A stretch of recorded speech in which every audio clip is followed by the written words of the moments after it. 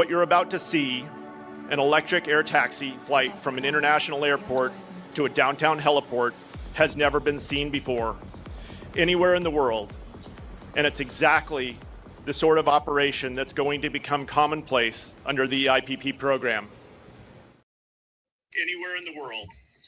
And it's exactly Hello, everybody. Sort of This operation is another. I'm hearing myself double there. If one of you have it, turn it off. But welcome to the show, guys. This is another EVTOL podcast here with Anthony, your co-host, and special guest Mark Berry, aerospace engineer and pilot. Thank you guys for joining today's show. We have quite an action-packed show today.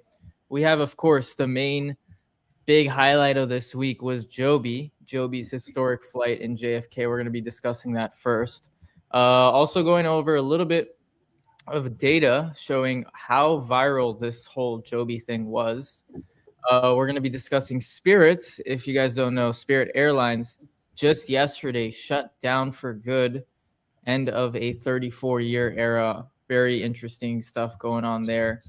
We're going to be talking about the economics of EVTOL with Mark Berry as an aerospace engineer and pilot. From his perspective, he's got quite some insights for us.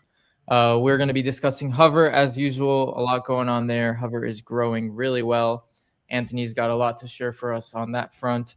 We got Anthony's garlic epiphanies as usual. Some other interesting EVTOL news we'll get to. Actually, I'm quite excited. You know what? I'll just give it away. EVTOL, the awards came out like 2 days ago. Pretty much flew under the radar. I feel like people don't know about it. Horizon won 2 awards. We're going to discuss that. I'm quite excited. And the site of the week, we have a very, very fun site of the week. I'm actually super excited to share that one. Not because the website is cool, but it's one of the coolest EVTOLs. It's just a concept I haven't even thought about, and I think it's going to surprise a lot of you. So let's get started with Joby, the main big thing that went on this week. Yeah, what's up? Where were you guys when I was actually on a cruise, and I saw it like 20 minutes after I was watching the live, and I thought it was pretty damn awesome.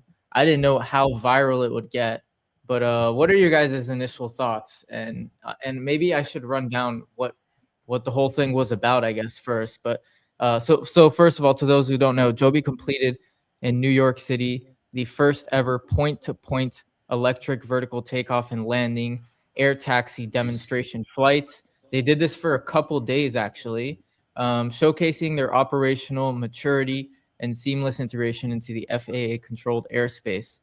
This was under the EIPP application thing that they had going. If you remember, there's a and we'll actually go over a little bit about what that is in a second here. But it was under the EIPP thing that they were having. So that's a part of like New York. And we're going to see a lot more of these demonstrations happen. But this was the first one. It was pretty historic. What are your guys' general thoughts real quick? I like how you phrased that. You were like, where were you when you, it's like, where were you during 9/11? Where was I during, Joby's historic flight? I was making a kale smoothie. That's what I was doing. You know what I mean? I thought it was dope. I even liked it how it got such national coverage. Wichita, Kansas, Springfield, Ohio, basic news. Everybody's covering it, national news. I'm surprised the stock didn't blast off, for God's sakes. Yeah, I should play it in the background while we discuss it. I didn't realize some people here. Rezo says he totally missed it. He didn't even know it happened. That's crazy. It wasn't mentioned on the Reddit. That's because Hovr Reddit, actually. Yeah, but it was crazy big news, and I'm gonna show a little bit of data behind that. But yeah, I don't know. It some people were saying it's kind of like an iPhone moment, so. Maybe not that you don't remember where you were exactly, but for anyone who was there, it was definitely like a pretty big moment. And actually, to the public of New York, a lot of people saw this thing fly on TikTok. It went kind of viral. Although I saw a lot of negative comments, people were saying like, we don't need this, pay for our healthcare and all this stuff, all the liberal complaints, your general complaints. But It's it definitely was a big deal. Mark, what are your thoughts? Well, I think it's Joby's coming out moment. I think for a stock price bump, it personally, like a lot of times you'll see when someone comes out with a really good earnings report and just the sentiment isn't there, but then like a week or two later, all this momentum starts pumping in. So I think we could start seeing that from uh, just stock price, stock performance and the stock price potentially gaining momentum. But this is, I mean, it's just the next step, and I think it just showcases how far ahead they are from the rest of the competition. Like if this is if it's a 400-meter race, they're 100 yards from the, or they're 20 yards from the finish line, is probably back, at the 200-yard line. Like they're way ahead, and rightfully so. They've been in the game longer than anybody else, and Yeah, I think 13, 14 years. it's awesome, and yeah, and it's they are now in a it again, it showcases they are now in the phase of proving their operation, going, this is how this will work, and they're now going to start testing it in front of the public eye. So it's kudos to Joby. It's fantastic for the industry, and I think that you're only going to see more and more news coming out as they progress further along into the year, and so it's fantastic. I like that they did do it in New York, and it was showcased in the U.S. and not showcased in the UAE. An American company showcasing on American soil. What a better place to do it than they've always said they wanted to go from downtown Manhattan to JFK. I wouldn't be surprised if they also demonstrate, downtown Manhattan up to maybe White Plains, New York, or up to, or even out to the Hamptons, or LaGuardia, or what's the other? The Newark is the other airport, big airport people fly out to. So it's a big step for them. Yeah, it is a big step, actually. It's awesome. I liked how they highlighted their downtown heliport, because there's no charging station there, so they probably fully charged the Joby elsewhere, or maybe brought some type of generator rig up to do it or something like that, and then did their back and forths and stuff. But I wonder how they did that. That's probably interesting. But I did like how they because I've only been to New York once a long time ago. I'm not totally familiar with their public transportation system. But here in San Francisco, we have a whole bunch of vacant piers that they only use for Fleet Week and stuff like that. But we could have something like that here, but I don't know about the, red tape for all that stuff. But it is pretty dope. Like when they talk about that's where they're starting and stuff, it is pretty cool that that's all set up, because the lady in the news was like, I really like this Joby. We've heard all these helicopters coming in and they're really loud. And this thing just comes in nice and quiet. So that was pretty cool. Yeah, that's going to be, it's not getting enough press at this point. And I think it will probably be, it's not going to be this enormous fireworks. Oh my God, can you believe this new technology? But it's going to be a bit of a slow ramp up, in my opinion, just with the public who don't follow this space. But I think more and more, once the public starts to see its capability, what you'll see is a demand for more use cases, in my opinion. And that is, in my opinion, the turning of the tide. The tide has probably now turned with Joby showcasing their operational capability. And as that tide slowly starts to build, all these other EVTOL companies or HEVTOL companies, hybrid electric, are going, the public's going to ask, well, what else can it do? What else can it do? How else can we leverage just different use cases, which helps the entire industry? Yeah, people are very short-term thinking, and they're seeing right now like, oh, this I saw a lot of comments on TikTok like this is just a better helicopter, a drone. This is like we don't really need this. People aren't thinking about like they're thinking like this is just replacing Uber right now, not all the How other many applications that we always talk about. You're right. Yeah. How many Um, people when the iPhone first came out and it was the CEO saying it's a phone, it's a music player, it's a computer, it's all these things. right. There was a lot of critics that said, well, why do I need that? I just have my flip phone and it works perfectly. And I'll guarantee all of those people, with the exception of very, very few, now use some sort of a device, if not using an iPhone. Yeah, and other applications that weren't even considered, right? When the iPhone was released, there was no app store, right? Right. It Yep. wasn't thought of that you can be like doing your business or being a content creator and doing all these other applications on your Exactly. iPhone. Right. Yeah. Um, Doing a live stream while driving up I-95, hands free. Yeah, I love um, seeing stuff like this. Just like Mark Berry always says, the high tide rises all ships. And if we go historically, there was probably a lot of ping pong action with EV vehicles getting slashed off and Nicolas and all this stuff. And there was probably some volatility and it sucked. And then if you were in a good one, then it just kind of eventually manifested all right. But I'm definitely, a big proponent of the sector doing good. I really like this Joby CEO. NFL, it's good to have other teams with good coaches. You don't want to be the only good team in the league, then it's hard to sell tickets. Yeah, it'll be so their earnings call, I think, is going to get a lot of visibility here. Their earnings call is this maybe we week, I should believe. stream it. Yeah, it's this week. I think in 2 or 3 days, actually.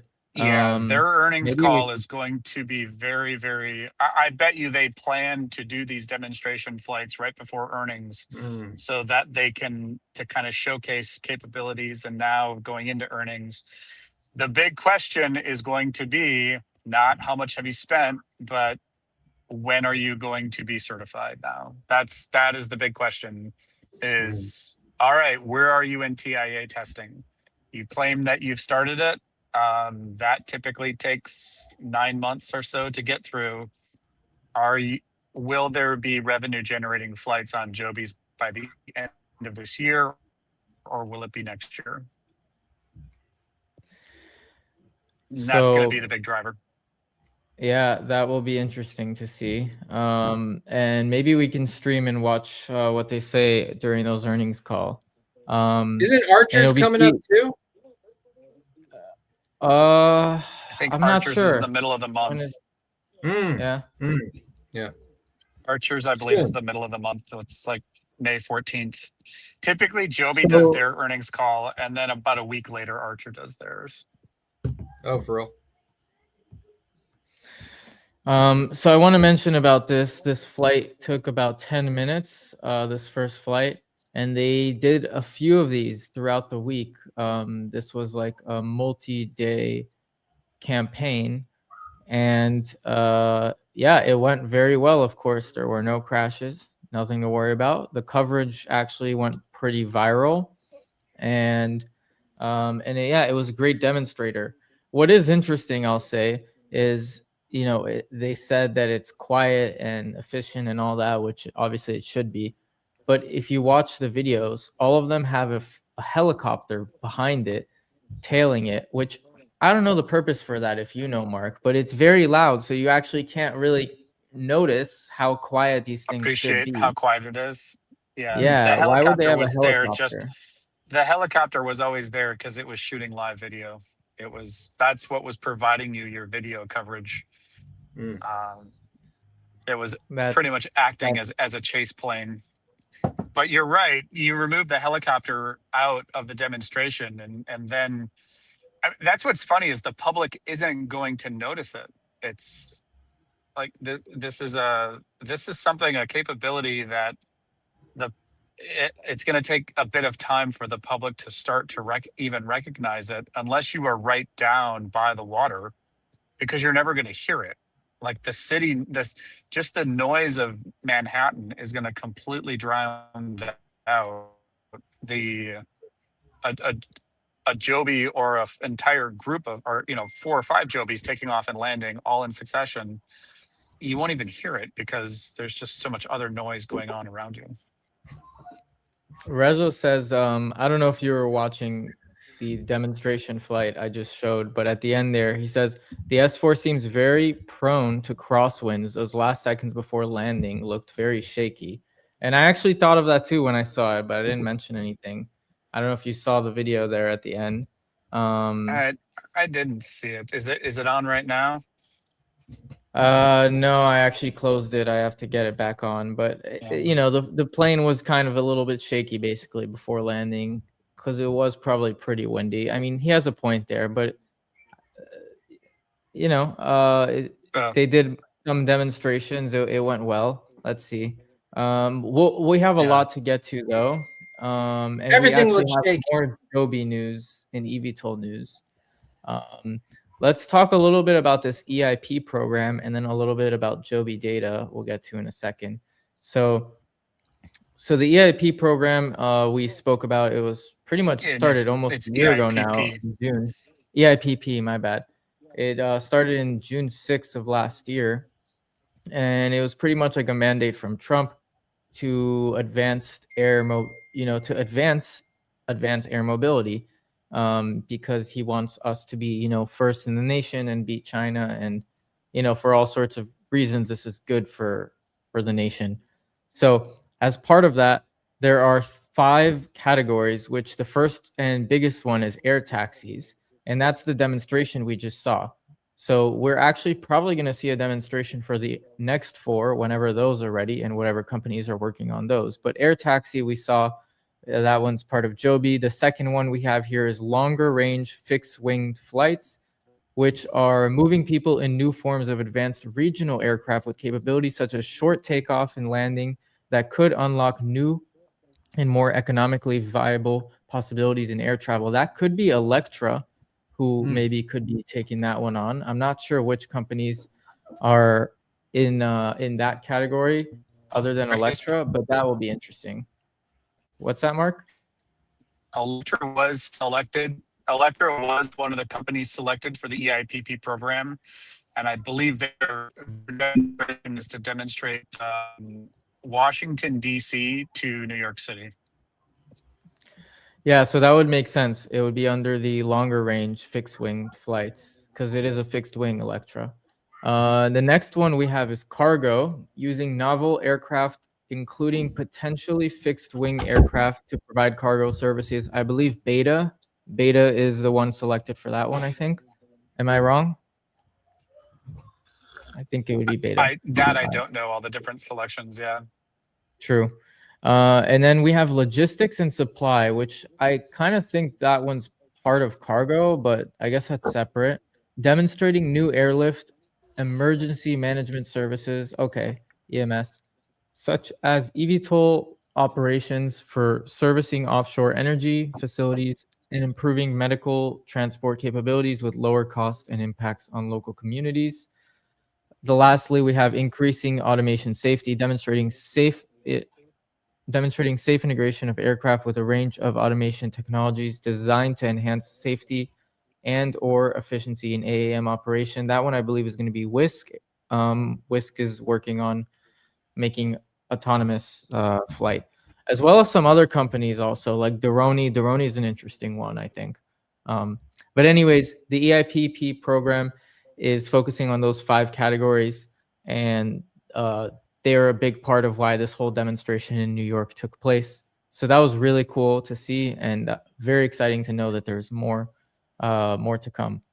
Yeah. Of course, the air taxi is the biggest one, so that's why that took a lot of big coverage. And maybe let's talk about that a little bit now.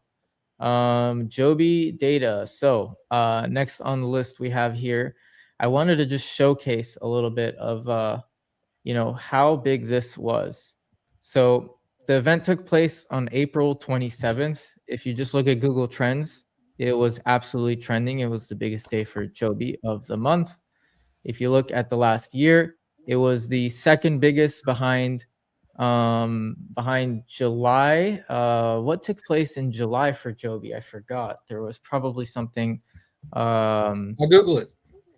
Yeah, this was probably around the EIPP program, or I'm not too sure No, exactly. last July I think was them demonstrating the pilot in the loop when they converted, and it was August also 2nd, actually. and it was also when they announced. Oh no, back then was when they demonstrated the 400-mile hydrogen flight with a. They did a lot of stuff last summer. They did the 400-mile hybrid flight where they were using their hydrogen technology and flew for like 4 hours straight. And then they also did the pilot conversion and really started to just push both the pilot in the loop with an eVTOL and also hybrid technology. Google That's when the stock says exploded. in Google says 2025 July that was a key month for their manufacturing expansion too. That's right. So this was almost on the level of that. If that was 100, this is a 73. Very big. It'll be interesting to look at this data set in about 2 weeks and see if it keeps climbing. Well, if you look at it in just the last, it actually went down ever since that it April did. 27th. Okay. Yeah. But Hovr is probably banging. Hovr's interest chart's probably banging. We can check that too, but their earnings are coming up, so it might come back up. Also, I did check Hovr, and a lot of the stuff is relating to like a Nike shoe or an Under Armour shoe, so it's a little bit inaccurate. It's hard to find the real Hovr. You're right. They make a shoe called the Hovr. Yeah, Under Armour guy. Yeah. But real quick, if you go to Joby and you just look up, I filtered to only the last week of Joby. There are so many videos. Each one, look, 100,000 views here, 9,000 views, 23,000 views, 10,000 views, 270,000 views. Just so much about Joby in the last week. It's getting so much coverage all over the place, really. So I just wanted to highlight that. On X as well, it's getting quite a lot of coverage. On TikTok, I saw some crazy numbers. On X, I saw like 300,000. I saw like 700,000 on TikToks. Yeah, I don't know if you guys have been seeing it all. It was a little overwhelming to share everything. I just shared a little bit on YouTube because that's the platform we're on and my favorite. But if you really look at it, it's really blowing up. And reading some of the comments on like more of these general platforms like TikTok, even on StockTwits, it's all over. People are saying good stuff for the most part, but there's a lot of hate, which is interesting. There's always going to be hate, but that's how you know that this is finally hitting the public also. And people who aren't really in this and talking about it usually are not now talking about it, because why else would the general people who are interested in it like us just be hating and talking shit about Joby? And if you see the comments, it's not something like really about Joby. It's more of EVTOLs as a whole. They're not actually talking shit about Joby. Have you guys seen some of the hate going on? Yeah. Also, you got to take into consideration a lot of it could just be like, bot style short sellers just trying to like sprinkle higher percentages of, descent into the environment to forward their aims, or people that bought too high and they're like, this sucks, or you know what I mean? But like, that's probably the majority of it. It's like Yelp reviews. Like people that have a great experience at the restaurant don't leave a Yelp review, but the people that leave the reviews, it's like, oh, that burger sucked. So it's always with a grain of salt. You know what I mean? Like most negative stuff, it's kind of like whatevs. You know what I mean? Yeah. I was listening to the Archer Fanboys podcast, and they just kept expanding on how it didn't look stable when it was coming into land. Damn. Better a system react quickly and be safe than And honestly, if it looks like it's unstable, probably to the people, if someone was inside, you probably wouldn't notice. A helicopter would do the same thing if it's under a rotor. That's exactly what Lily Funds here said. 100%. I saw that the wind and saw that the wind. I have flown in there many times with Blade. It's very windy. That's interesting. He's flown there with Blade helicopter, and he says it's windy. That's pretty cool. I've never been on a Blade actually, but I wonder if this is still better than a Blade in terms of how windy it is there. It's definitely much quieter. Oh, Yeah, but anyways, yeah. I want to move I was on watching to the news. So Last Joby thing. I was watching the news, and the news anchor lady said, "This Joby goes 200 miles an hour." I didn't know Joby went that fast. Is that accurate, Mark? yeah, it does. Oh, for real? That's I its didn't know. cruise speed is up above like 175 to 200 miles per hour. So it gets along. Okay. It's fast. that's pretty close So, to Hover, but- because Hover is supposed to be 250, I think. Unless depends on which PT6 you get and how much weight they got on that bad boy. You know what I'm saying? We might be pushing the throttle a little further. Yeah, 'Cause I you mean, can get even different PT6s. still, Phil Kelly was talking about that. You can get one PT6 for certain circumstances and a different one for another one. They got like 3-4 options. Yeah. A last comment I want to make about just stability and what might look unstable. You got to think about when you have a small airplane coming into land, it may look like it's rocking all over the place really quickly, and it may look unstable. And it's just because it's lightweight. The wind pushes it around more, and it's a function of the overall aircraft weight, compared to like if you look at a big airliner coming in, like a 747 coming into land, it can be in really, really gusty winds, but the wind does not push it around that much.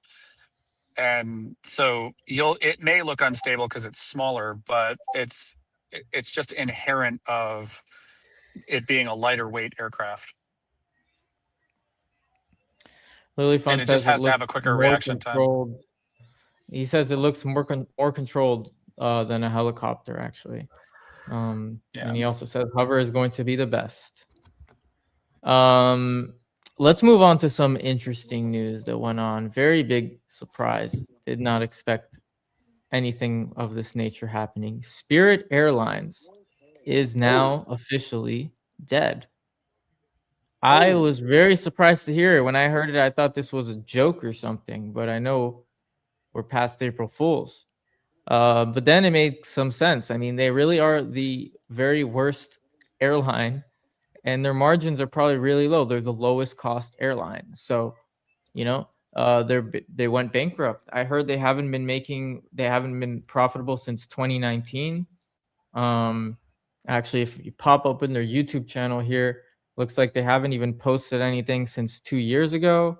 I'm just gonna randomly play this in the background while I give you some facts. So, the yellow color resembles the Taxi of the Skies, which is pretty ironic that they're now dead because there is a new Taxi of the Skies quite literally the same week, Joby flying the air taxi. So quite ironic how they died as soon as Joby took off.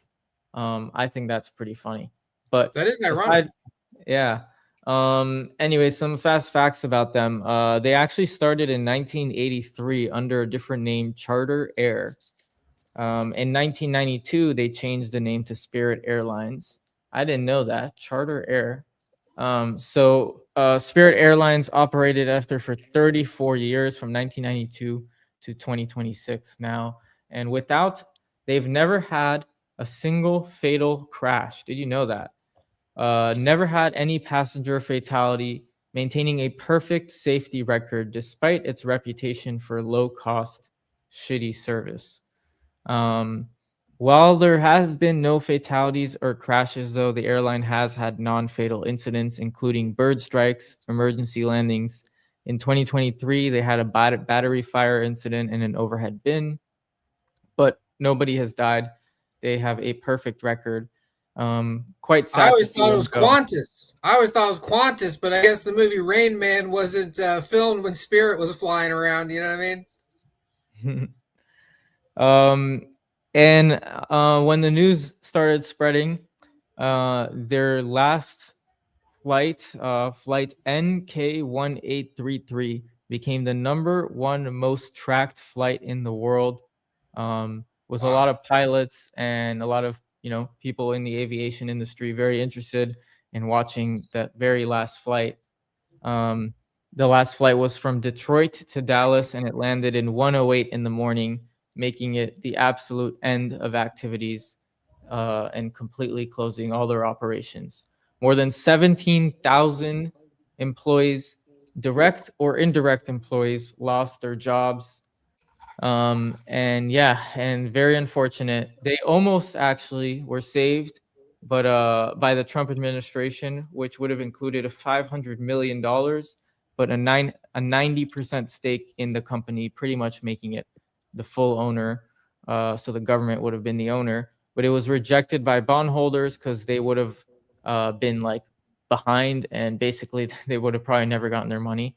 Howard Lutnick says that Spirit, the CEO, and bondholders and the government were far, far from an agreement, so it had to shut down. Very sad to see. What is your guys' takeaway?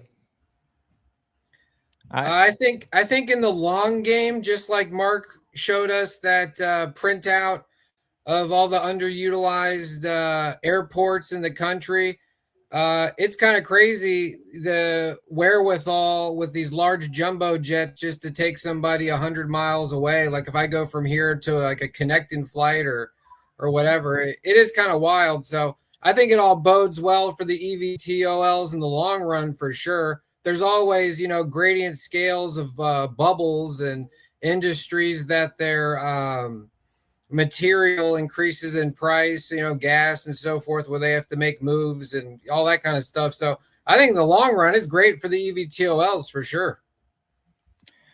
Yeah, essentially they were too cheap, doing all these short travels with a very expensive aircraft. Sorry, Mark, you were going to say?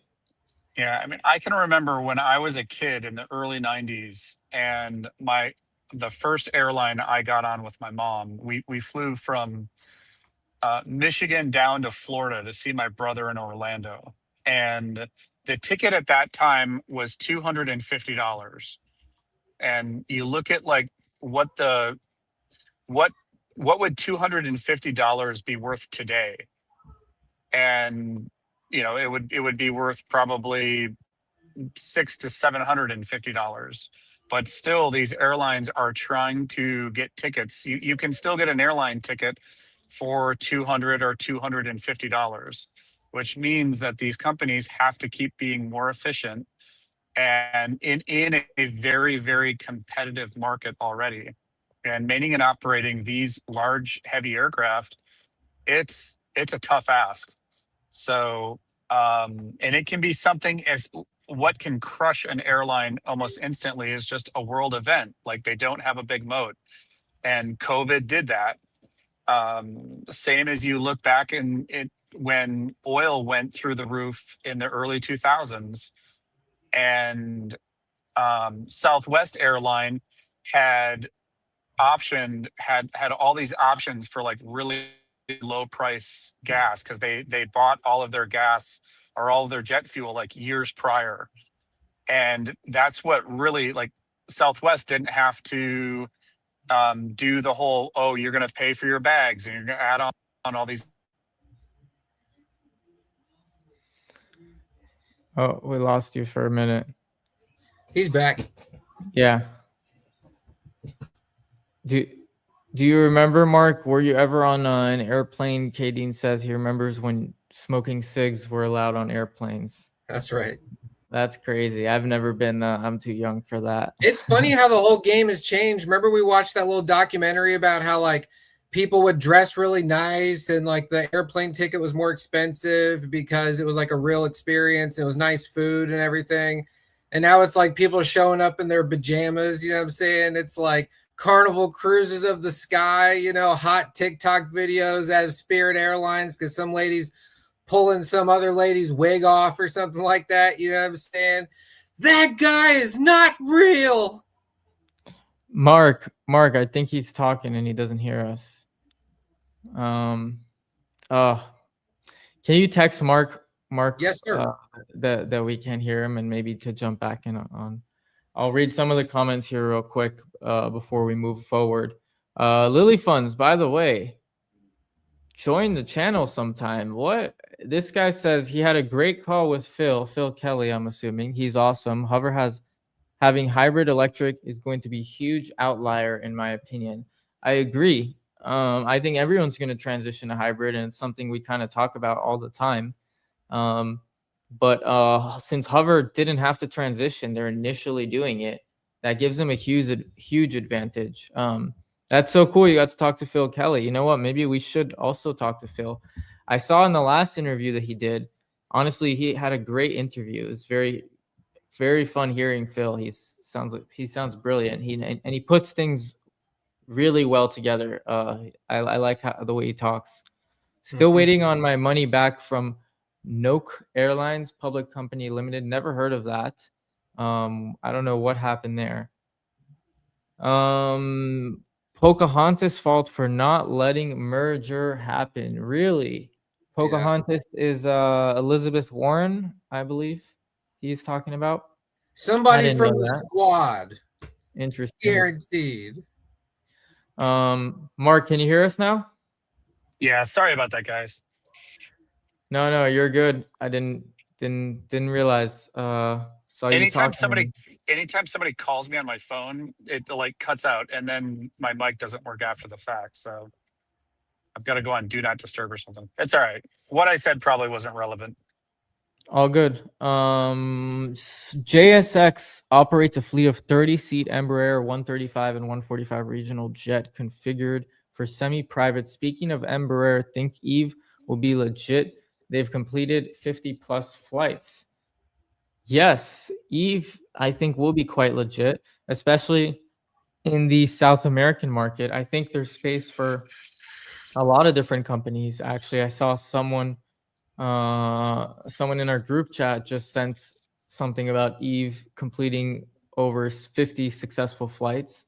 That was April 9th that news came out. So that is not part of EVTOL news, which we'll get to in a minute.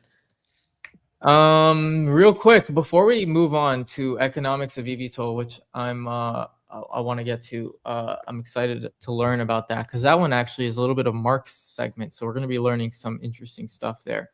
I completely forgot to mention the sponsors today, even though they're down below there. We have Bright Cat Data. If you've watched the show, you already know. Bright Cat Data is a Canadian real estate intelligence company. Go to brightcatdata.com if you need. If you are looking to do anything in real estate in Canada, check them out before you make any moves.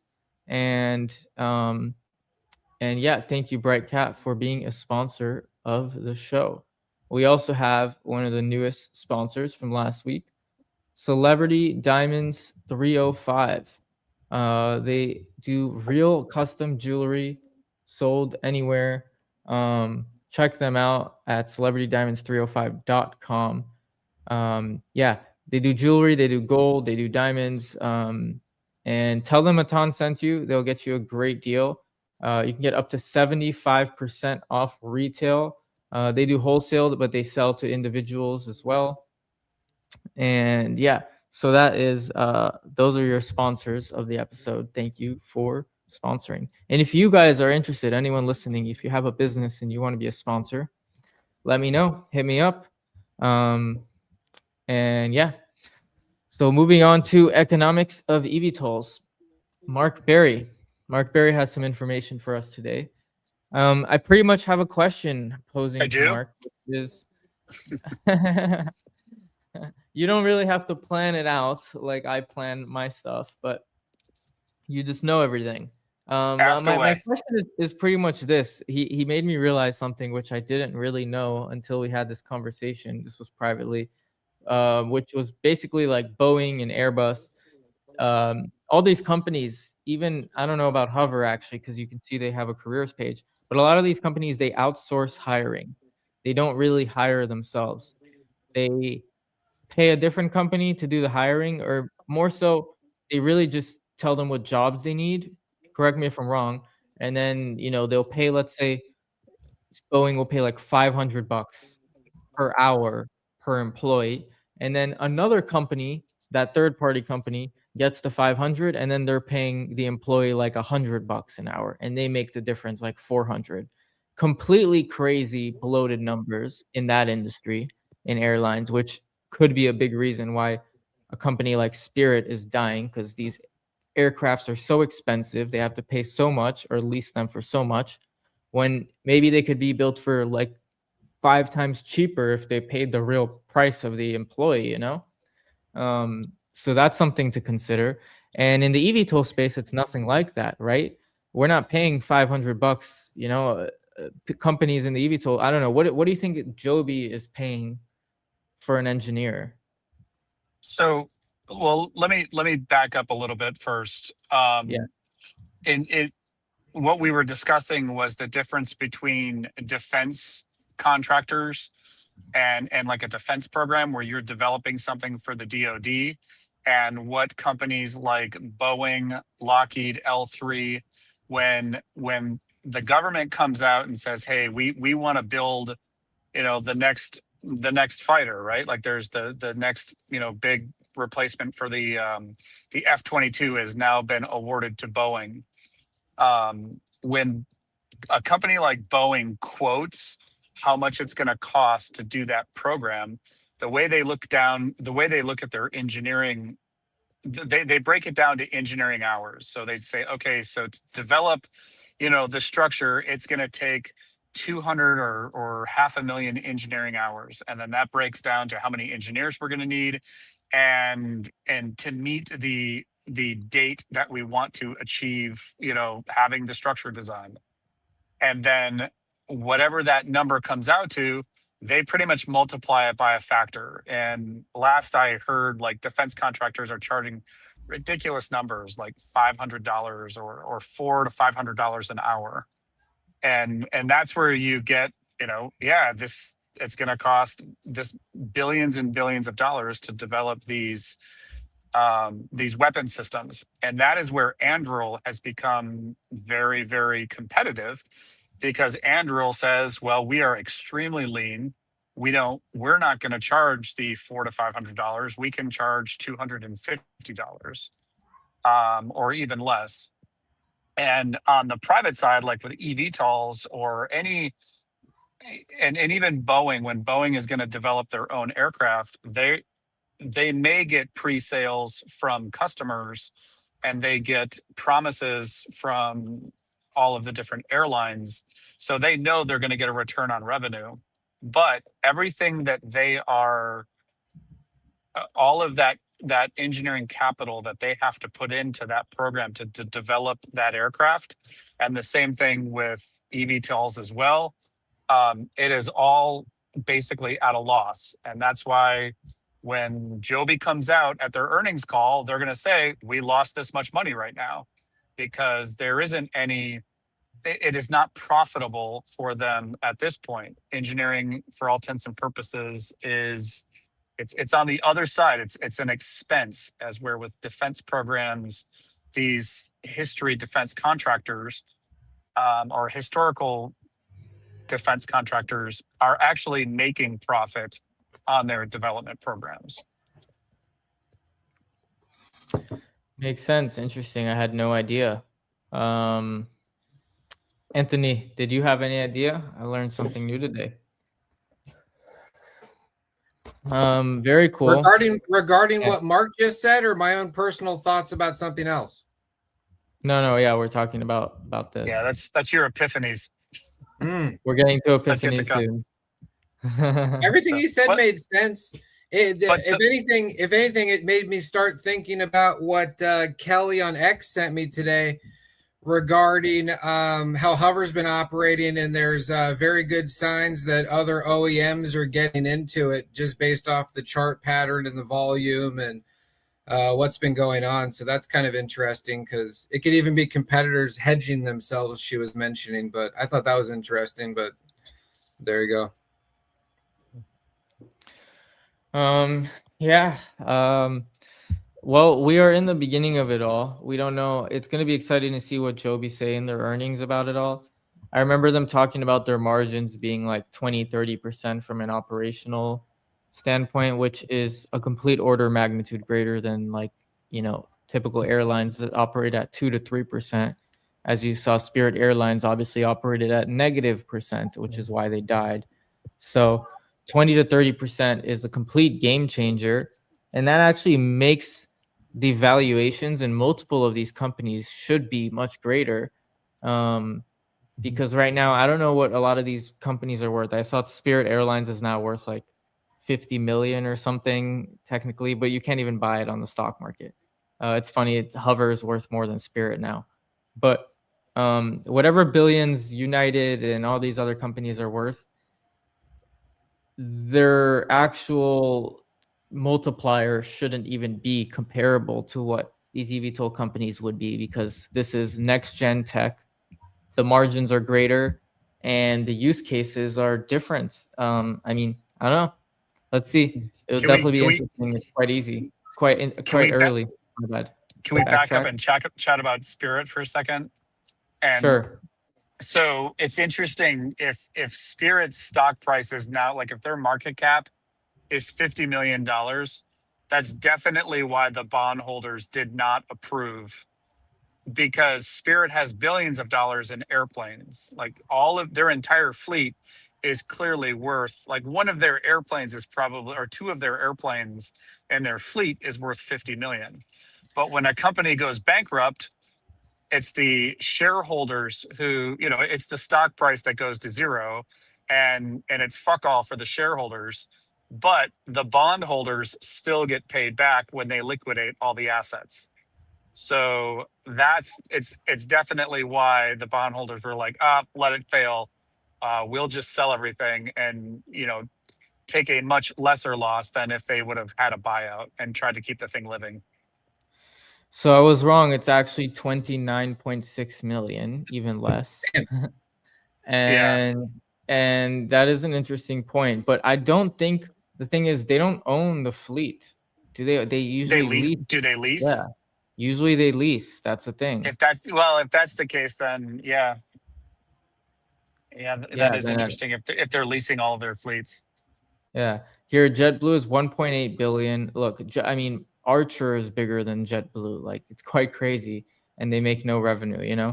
Southwest, 18.9 billion. Okay, Delta Airlines, 45 billion. United's probably the biggest, 30 billion. Wow, Delta's bigger. American Airlines, 7.8. Yeah, Delta's probably the biggest airline. It would be interesting to see what airlines own their aircraft and which ones are leasing. I know the big one, like your large United, Delta, and American, I suspect they're probably buying their airplanes. They're not leasing them because they have their own maintenance facilities. Yeah, maybe. I think most are leasing, from what I understand, but I'm not sure. I know some aircrafts. I know like El Al aircrafts, which are the airplanes that go to Israel, are the most advanced aircrafts. Actually, they add extra technology, which basically, like, if you try and shoot a missile at that commercial aircraft, I think it's the only one that has an anti-missile defense technology in a commercial airliner. Just because, they take extra safety measures for Israel, because it's just a higher target, whatever. Right. So maybe for airlines like that, they might buy it and then configure it their own ways. I'm not too sure, but I know in the typical standard is to lease it. I don't know. I would think this more as a pilot, but maybe not. Anthony, I'm not in the airline business, so Anthony, do a quick Google search of what percentage of airlines own their aircraft compared to leasing. Let's just this. You're telling Anthony to be your researcher, you're Joe Rogan's guy. What's Joe Rogan's friend's name that he's always doing the research? Yeah. That guy, I forgot. As of early 2026, roughly 58% of the global commercial airline fleet is leased, while about 42% is directly owned or financed by airlines. Okay. Makes All right. sense. How many airplanes did Spirit own? Okay. We're just gonna get the facts out. Okay. When do you think? How many? You have the number? 1 second. DC 100 says, "What do you think? When do you think Hover will update the timeline for rollouts? 9 to 12 months. Should be 6 to 9 months. Yeah, it should be sooner now. They should give us an update. I'm not sure.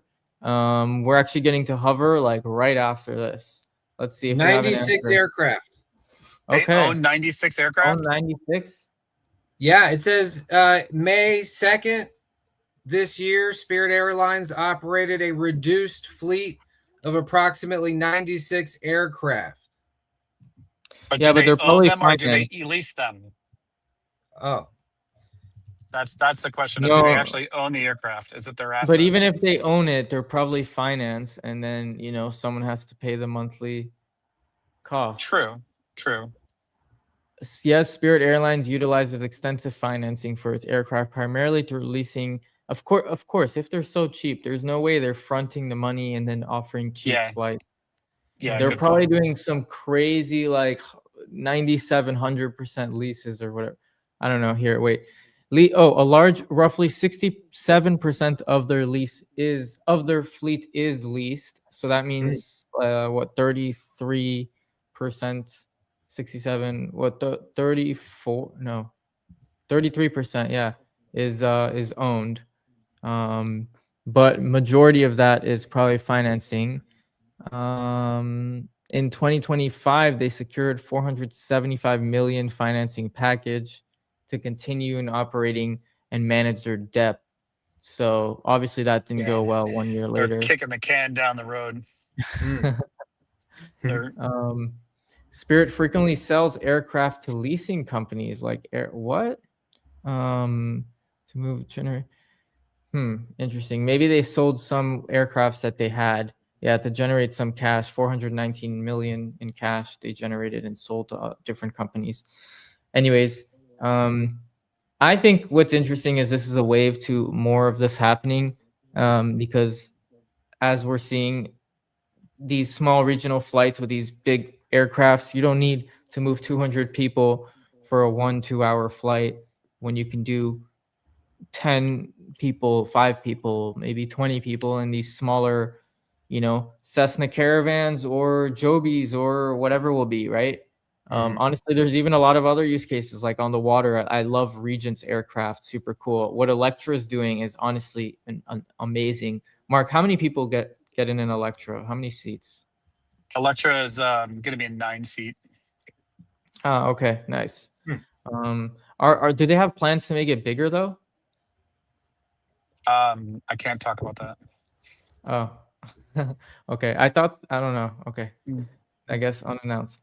Anyways, so yeah, let's move That's on. right. Should we move on to Hover? Yes. Goddamn yes. Everyone's I got my favorite Cavorite X7 t-shirt on. Look at that. Cavorite X7 t-shirt. Wow, that's new. When did you get that? I don't even have that. I didn't see that. Look at that. Nice. Got the full fit, goddamn it. I just got the regular Horizon aircraft, large shirt, not my size, but still like it. Now just start loading up on them golden arches at McDonald's, bro. You'll be filling that shit up real quick. Anthony, I guess you want to answer DC's question here first, and then we'll start getting into a little about your Hover agenda today. When do you think Hover will update the timeline for rollouts? They said 9 to 12 months. It should be 6 to 9 months now, he says. Do they need to even give us another timeline update? What do you think? They shifted to the 9 to 12 months, what, a month and a half ago, 2 months ago, something like that. So it could be at any time, Anytime, it'll be, hey, do you remember what you were doing when Hovr shifted to the 6 to 9 month timeline? Do you remember what you were doing? Yeah, I was eating some garlic. That's what I was doing. I think they'll again, this will be a question for their earnings call. It'll be just a simple, where do you guys stand on your, that's how you rate progress of of Hovr, is, are you holding to your timelines that you said you were going to do 3 months prior? Anything else, they'll probably be pretty tight-lipped about. Yeah. I would be, at least. Yeah. They run an ethical program. No news is good news. Sometimes at this point. By the way, Lily Fund says he spoke to the CFO Brian as well on another call, like the entire team he's spoken to. Lily Funds, you should join the show sometime and speak to us. Any insights? Yeah. What are your thoughts on Hovr? How much Hovr do you own? Would love to chat with you a little bit. And that goes for anyone, I guess. Anyone listening, if you have anything you want to talk about Hovr or EVTOLs in general, you're all welcome to hop on. But yeah, should we get to some of the stuff you wanted to share, Anthony? What should I pop open first for you? Yeah. Let's go with, we're jumping straight into the garlic epiphanies segment of the program. No. We're getting the Hovr garlic epiphanies. Oh, beautiful. Any of them, any of the non, any of them, the ones that have the plane. We'll start with Trickle Research. Is that fine? That's the epiphanies. Oh, so which one do you want me to go first? Any of them. They're all fire.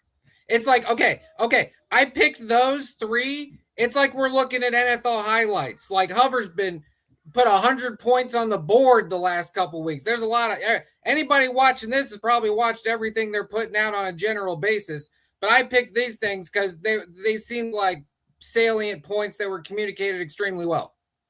Okay, I'm playing this one first. Beautiful. I'll tell you when to stop. Okay. So what are we looking at in terms of timeline for this program?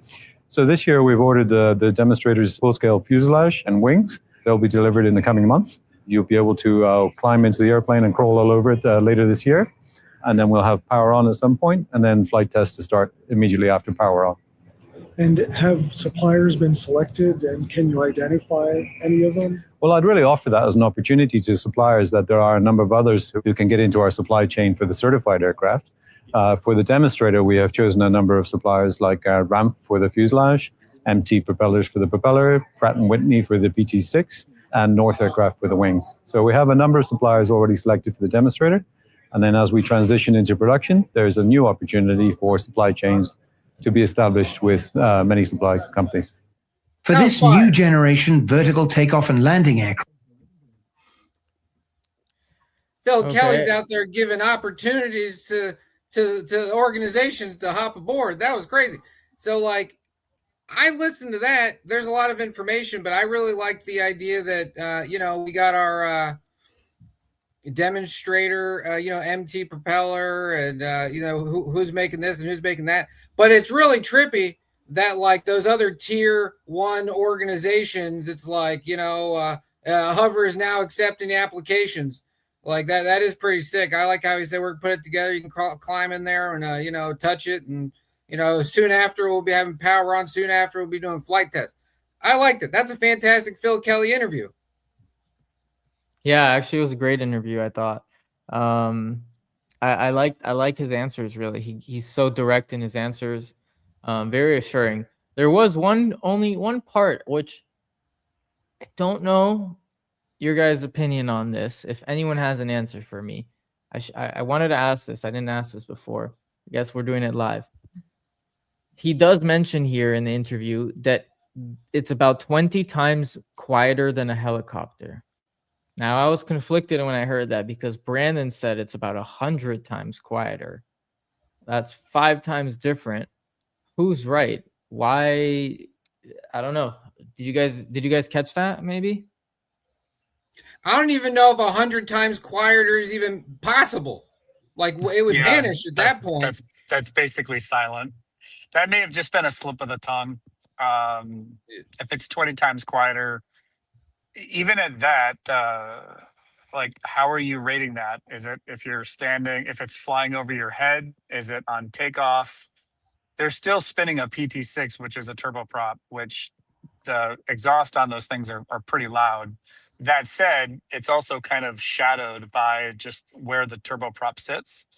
So, and how they design the exhaust system, and if it's going to be blanked out by the tail, and just how they've got it configured. Regardless, it will be significantly quieter than a helicopter. To what amount? To, if how many factors of orders of magnitude quieter will it be? I mean, I don't know. I mean, helicopters are really loud, no matter how you spin it. So anything's going to be is going to be better.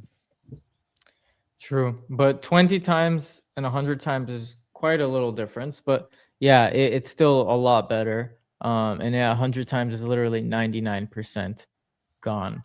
Rezo says that he also noticed that. I honestly want to ask that to Brandon and see what they say about that. But still, you are right. It's still a great increase. By the way, Overcast here says he has a question for you, Mark, about engineering stuff. Sure. You can feel free to reach out to me or Mark or however. Or have him ask it on here. I'll answer it on the call. Ask it here if you want. So yeah, with regards to the recent marketing boost, do you think a potential, I'm not sure what you mean, but if there's a lot of potential for Hovr and all, I think this whole marketing boost from Joby is great for the entire industry. Just like vice versa, if they were to crash, I think that would be very bad for the entire industry, even if like Hovr's airplane didn't crash, but Joby's did.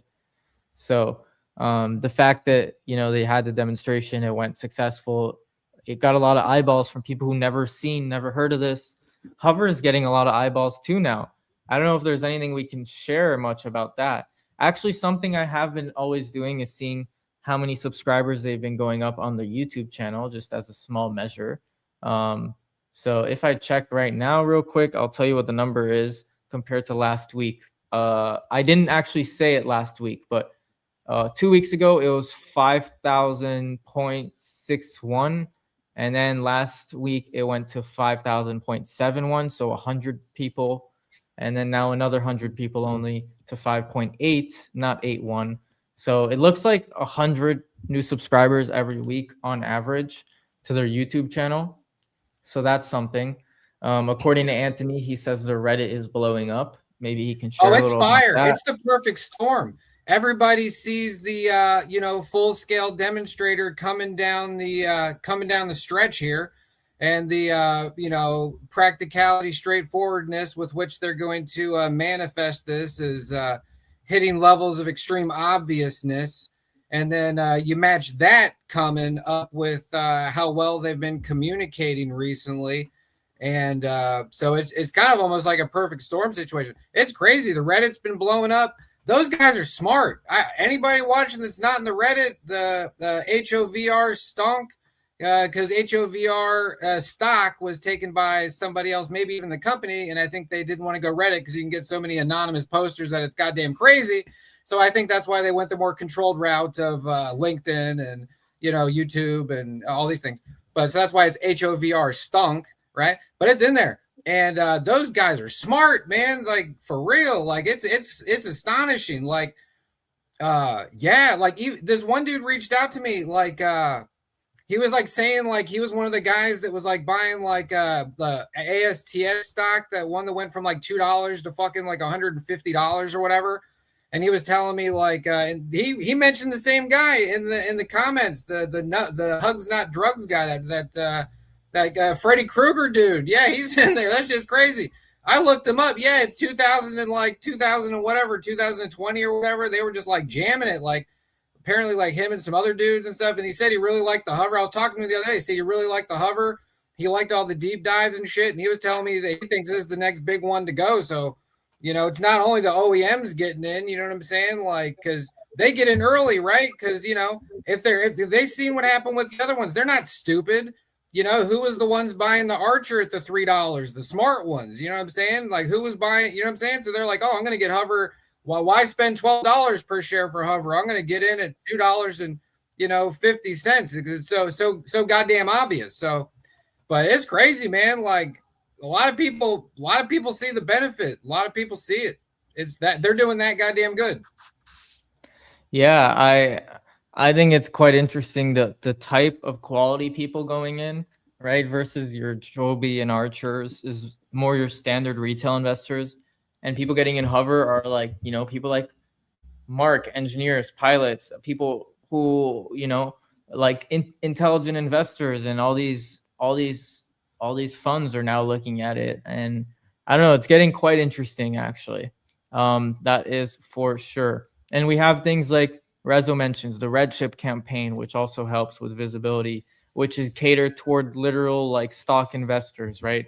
Not like Joby going on Fox and CNN, which is obviously good too, but very like catered strategic, you know, like the audience that we're you know, pooling together here. So very interesting stuff growing for Hovr. With regard to the recent market efforts, do you think it might? I'm not sure what the comments are saying here. I want to know more about the disk loading calculations, he says, Mark, based on the size of the diameter of the fan in wings diameter. I'm confused. Do you know what he's talking about? Yeah, so disk loading is just of course, like a helicopter is just a single propeller, right? But that area that the entire rotor spins through is called the disk area. And you basically take that area and you divide it by the weight, and that's the area disk loading. So it's how many pounds per square foot needs to be loaded up to lift that amount of mass. So with a Hovr, of course, you've got the fans inside the wing. So what you'll do is you'll take each one of those fans and you're going to add all of those areas up, and then divide it by the weight of the aircraft, and that'll be your disk loading. And it comes down to efficiency. As that area gets smaller, you have to the disk has to produce more thrust. So you know, clearly they demonstrated with their scaled model, they demonstrated that they could lift, you know, whatever weight that weighed. 600 pounds. Okay, so but if they're going to lift up 10,000 pounds or 6,000 pounds, whatever their max takeoff weight is then you're going to divide that into, you know, you'll divide that by 10, and if they've got 10 rotors, and then each one of those rotors has to lift that amount of weight, and then that relates back to blade design, and then that relates to how much power the motors have to produce, which then relates back to your battery output and how much current the battery has to kick out, and your voltages, and I like how Phil Kelly explained it all does come down to numbers. So now Brandon has come out and said that they've already tested their rotors, and they're getting a lot greater thrust than what they expected. It could also be when it's in a ducted fan, you get about 10 to 15% more efficiency and thrust per power input. So that's to their benefit as well. They did make a comment, which was really interesting. I don't know if many people picked up on it, but when you have when they are in a Hovr configuration and the fans are operating, it is actually pulling air over the wing, which is also causing lift. So that is an added benefit that they also get by having the wing and the fan. Yeah. I hope that answered his question. I did catch that. I really liked that explanation Phil Kelly gave here, and how Or did I and cut out also again? how No, I you like how finished- Phil Kelly explained that, All right. and how the ducted fans Yeah, have like I if don't you know, look at this photo 25. here, see how the leading edge goes forward.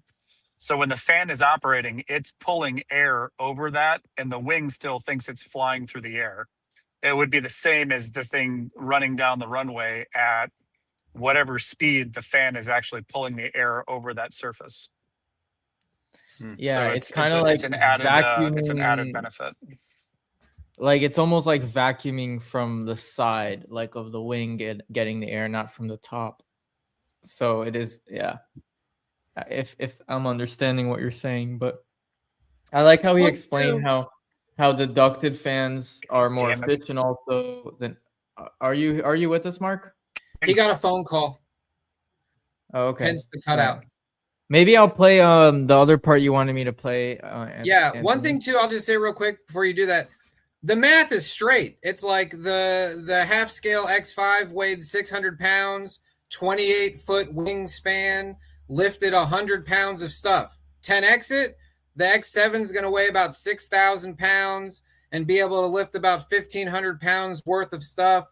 48-foot wingspan. Brandon told us about the bumblebee phenomena. You know, you got little baby bumblebees, you got big fat bumblebees, and the math be mathin'. So just based off of that 10x program, we're good.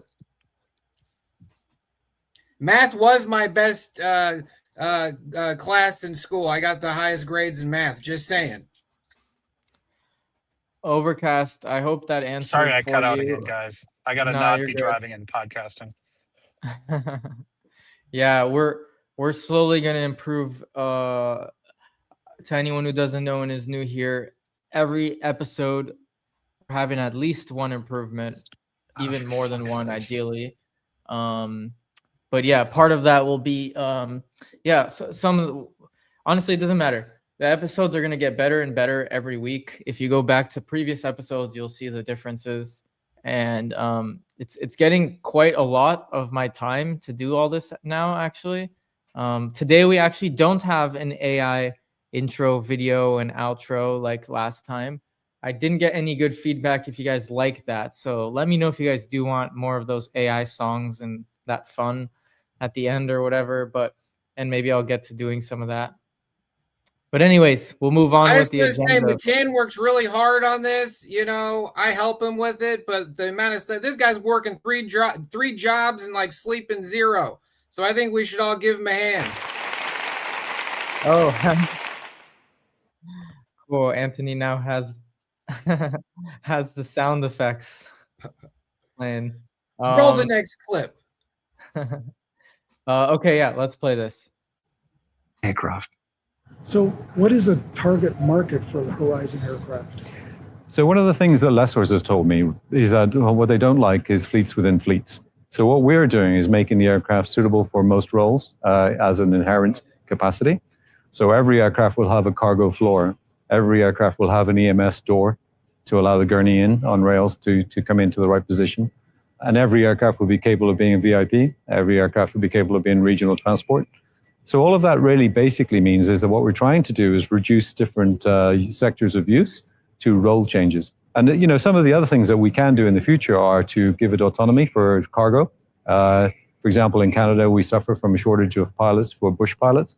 So if we're going to support remote communities or improve the internal lines for dual use in Canada, we need an autonomy option. So that's probably something in the future. So Play it again. presumably you're Play it looking at again, defense because I don't think Mark applications as heard well. the whole thing. Yeah, we have a It's couple all of... right. Don't play it again. I watched it. Oh, you did? Okay, good. Yeah, I really liked the way he explained it, you know, because we're talking Ginsu knife of the Swiss Army knife of the sky. And it's crazy. Like, a thing can have use cases, like, inherently, but, like, the fact that they're, like, building it in, like, Legos, like, you can just switch it out, right? And I like how he highlighted, because there's been talk about how are they going to get the stretchers in there. I like how he highlighted, we put it on the rails and just push it in, which makes sense. You can just have some rail system pop out, you slide it in, click it into place, drop down the 2 seats for the paramedic guys, and you're good to go. So that it seems pretty logical. But the way they got this stuff all planned out with the full practicality, it's wild. Like, their perspectives are perspectives that you only get when you have experience, right? These guys, like Phil Kelly, all these guys, they're CEO quality dudes in their own right?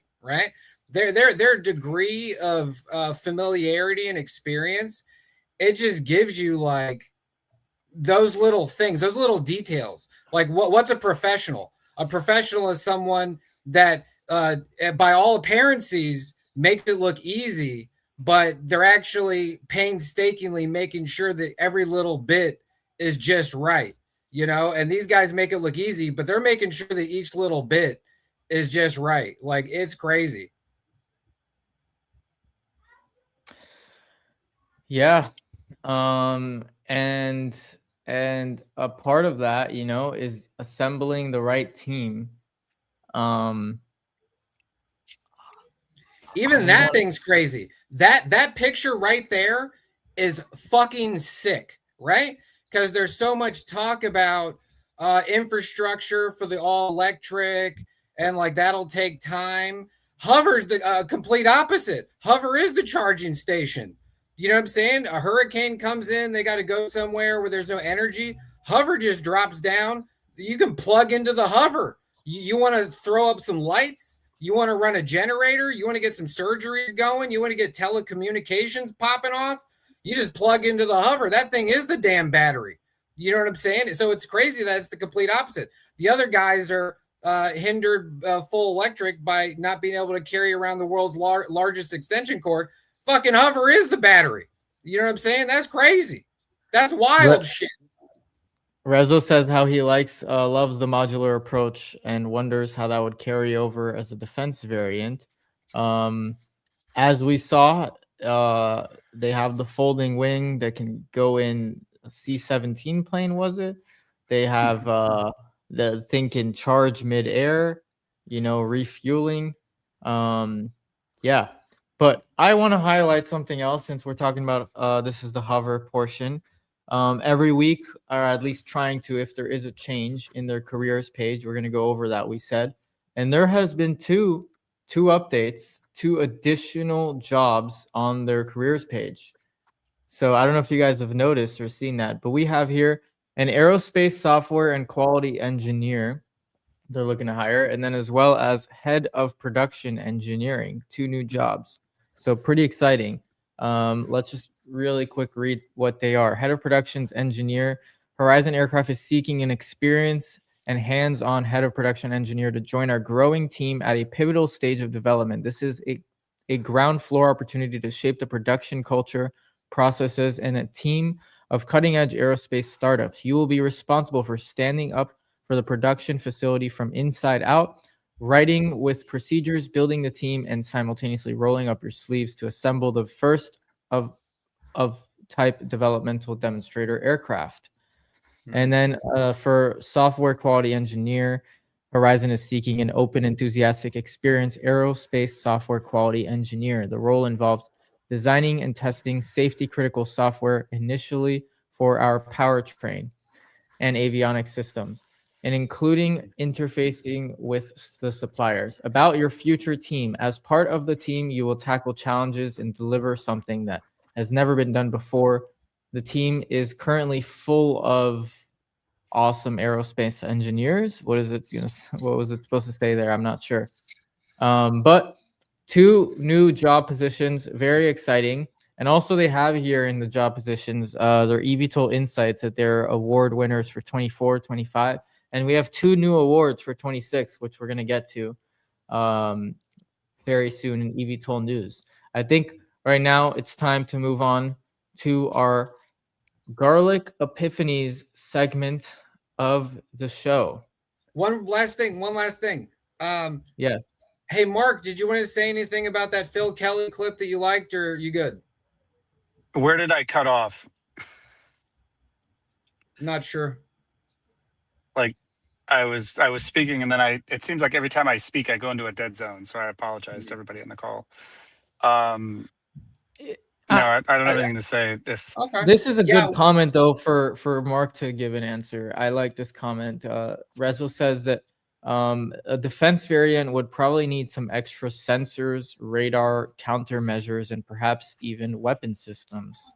So, it wouldn't just be that simple to go modular for defense. What do you say about that? Can they just add sensors, radar, you all sorts of typically, weapons?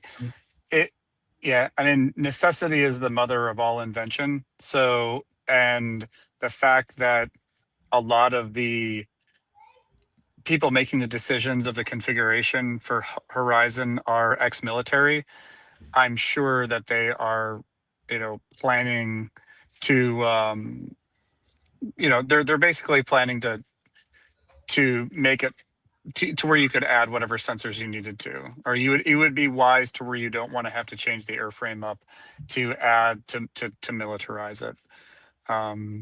So I would be remiss if they weren't doing that right now.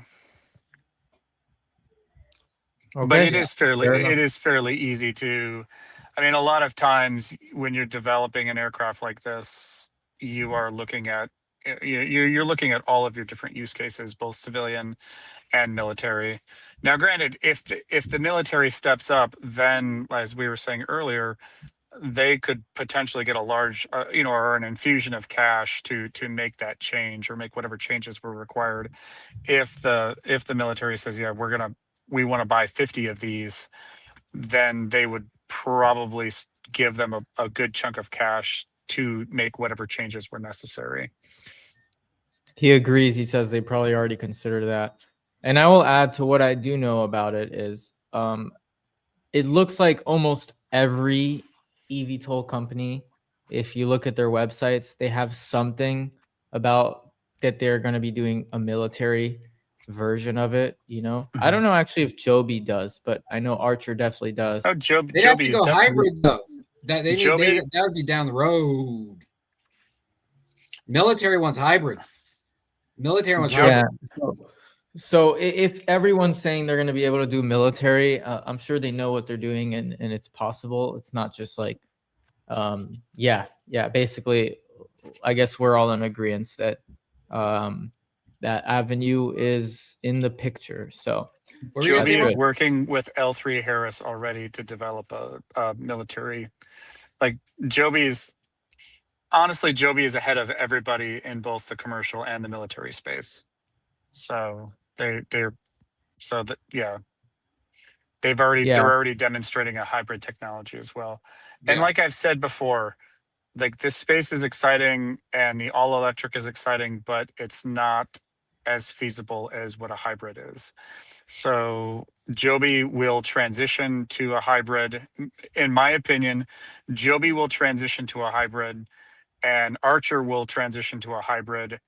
And for the next 7 to 10 years, the space will transform into hybrid vertical mobility. And then when batteries get to the point where they're competitive with fuel, then it will transition back to batteries, at least for long haul. Or for anything that's going to be more than a 20-minute flight, you might as well now, if you're wise, say we have to transition to hybrid.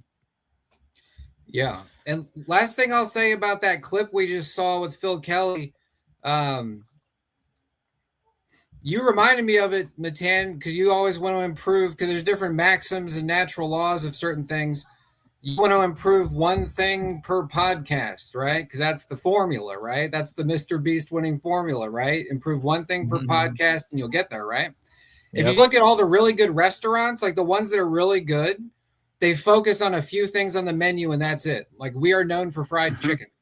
We are known for burgers, right? We have that 500 things on the menu. It just does not work, right?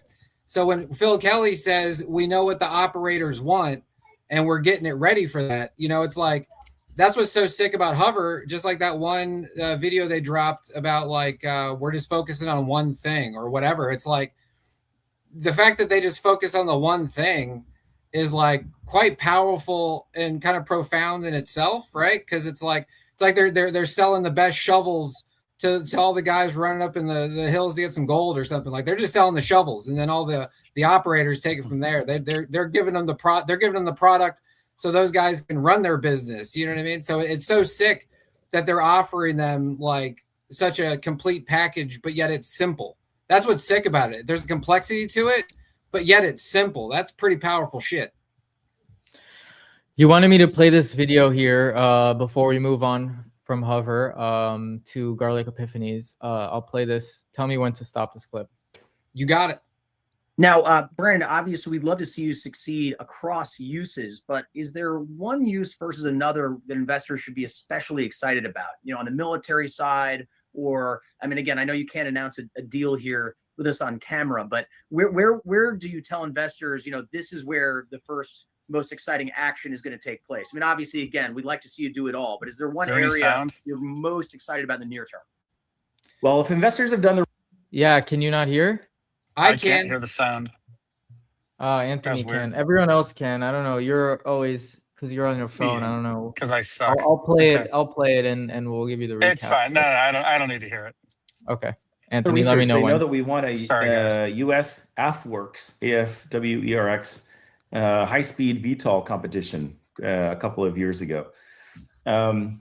Actually, rewind it back to the beginning. You got to hear the question and the Mm-hmm. answer in beautiful transition. We heard it. Okay. All right.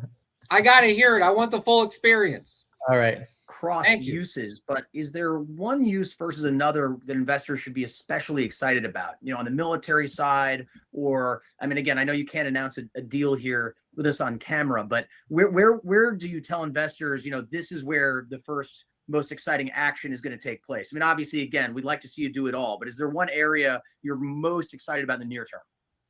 Well, if investors have done the research, they know that we won a U.S. AFWERX high-speed VTOL competition a couple of years ago. Let's just say that put us on the radar for some of the major defense prime contractors. And I mean, if you're a major defense prime, Lockheed Martin, Northrop Grumman, anybody, you would definitely be interested in technology that's patented, that's fully tested, that essentially can take a helicopter and make it move twice as fast in a much more efficient manner to get people where they need to go, to get troops out. There's all sorts of defense missions that would be quite interested. So that's on the defense side, and I think that is very promising, if I can say that. On the civilian side, of course, again, the missions I'm most excited about are the near-term missions. Imagine getting someone to the hospital in half the time that's critically injured and saving their life. I mean, that would be fantastic. And oh, by the way, the bill is going to be 3/4 less than it would have been. So it would have been 25% of the original bill of a very expensive emergency medical helicopter that costs $10 million plus showing up, and it costs $40,000 an hour to operate. So, no. Oh, sorry. I was going to say, and presumably most any hospital has a helicopter pad already, right? So it's not like there's anything new that needs to be put in place. Correct. Absolutely. Beautiful. And then again. Yeah.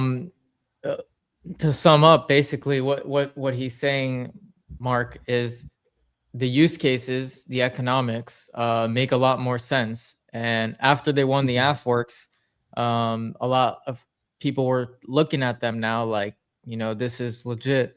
And I don't know, what's your takeaway there, Anthony? I mean, basically he's explaining the use cases and everything we kind of know. Yeah, go ahead. Oh boy. Okay, here we go.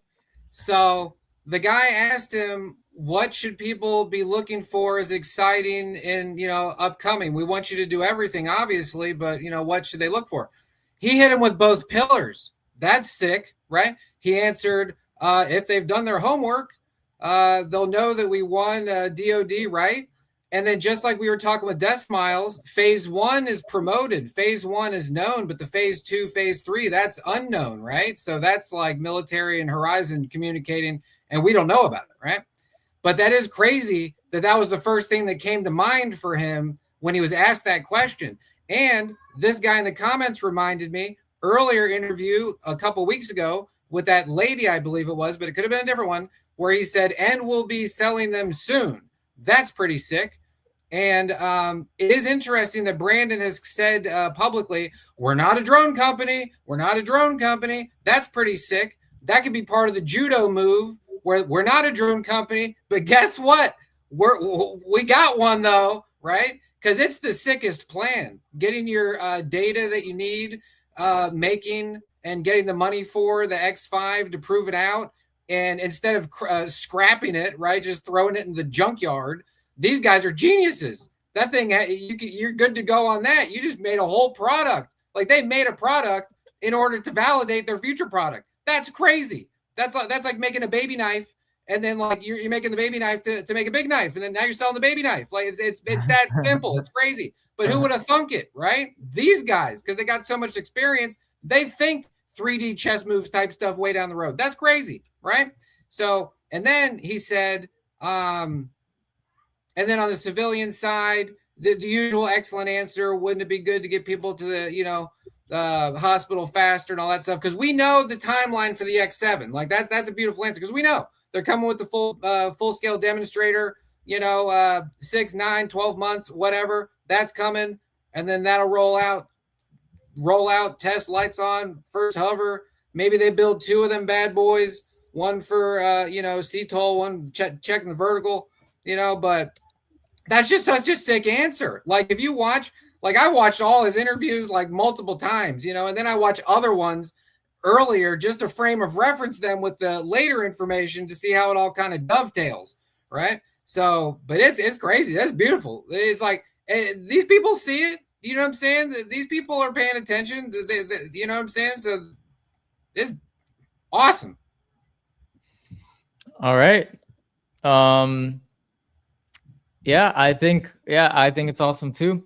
And we are an hour and a half in. I'm really excited to get to the EVTOL news and site of the week, but we have garlic epiphanies real quick. Never know what you're going to get here. So let's speed run through this one, Anthony. And already took his garlic. Okay, we're moving on to this segment. There we go. I heard my cue. I'm going in. That was quick. I was gonna play the intro to your segment, which is this.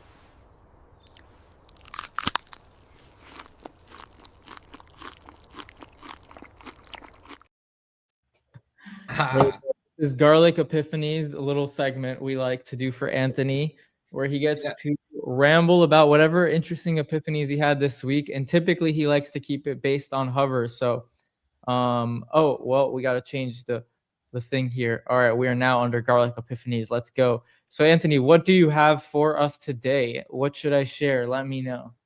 Okay, I got a real good one. So we're coming up on a year from their transition flight. I imagine they'll be dropping a video soon because they like to do stuff like that because they're very thoughtful people. Pretty sure they're going to drop a video soon, something about it's been a year since the full scale. It's beautiful.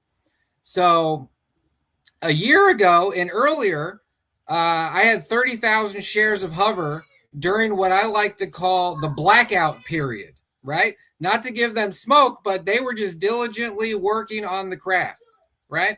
And I was buying Hovr and I was having emotional experiences because I was buying into a company that I really thought had the goods. I liked the experience, the team, and what I saw, and it all made sense to me from what I saw. But they weren't communicating very much. Tariff scare time, it bounced off 35 cents and all that kind of stuff. But I was with them. All right.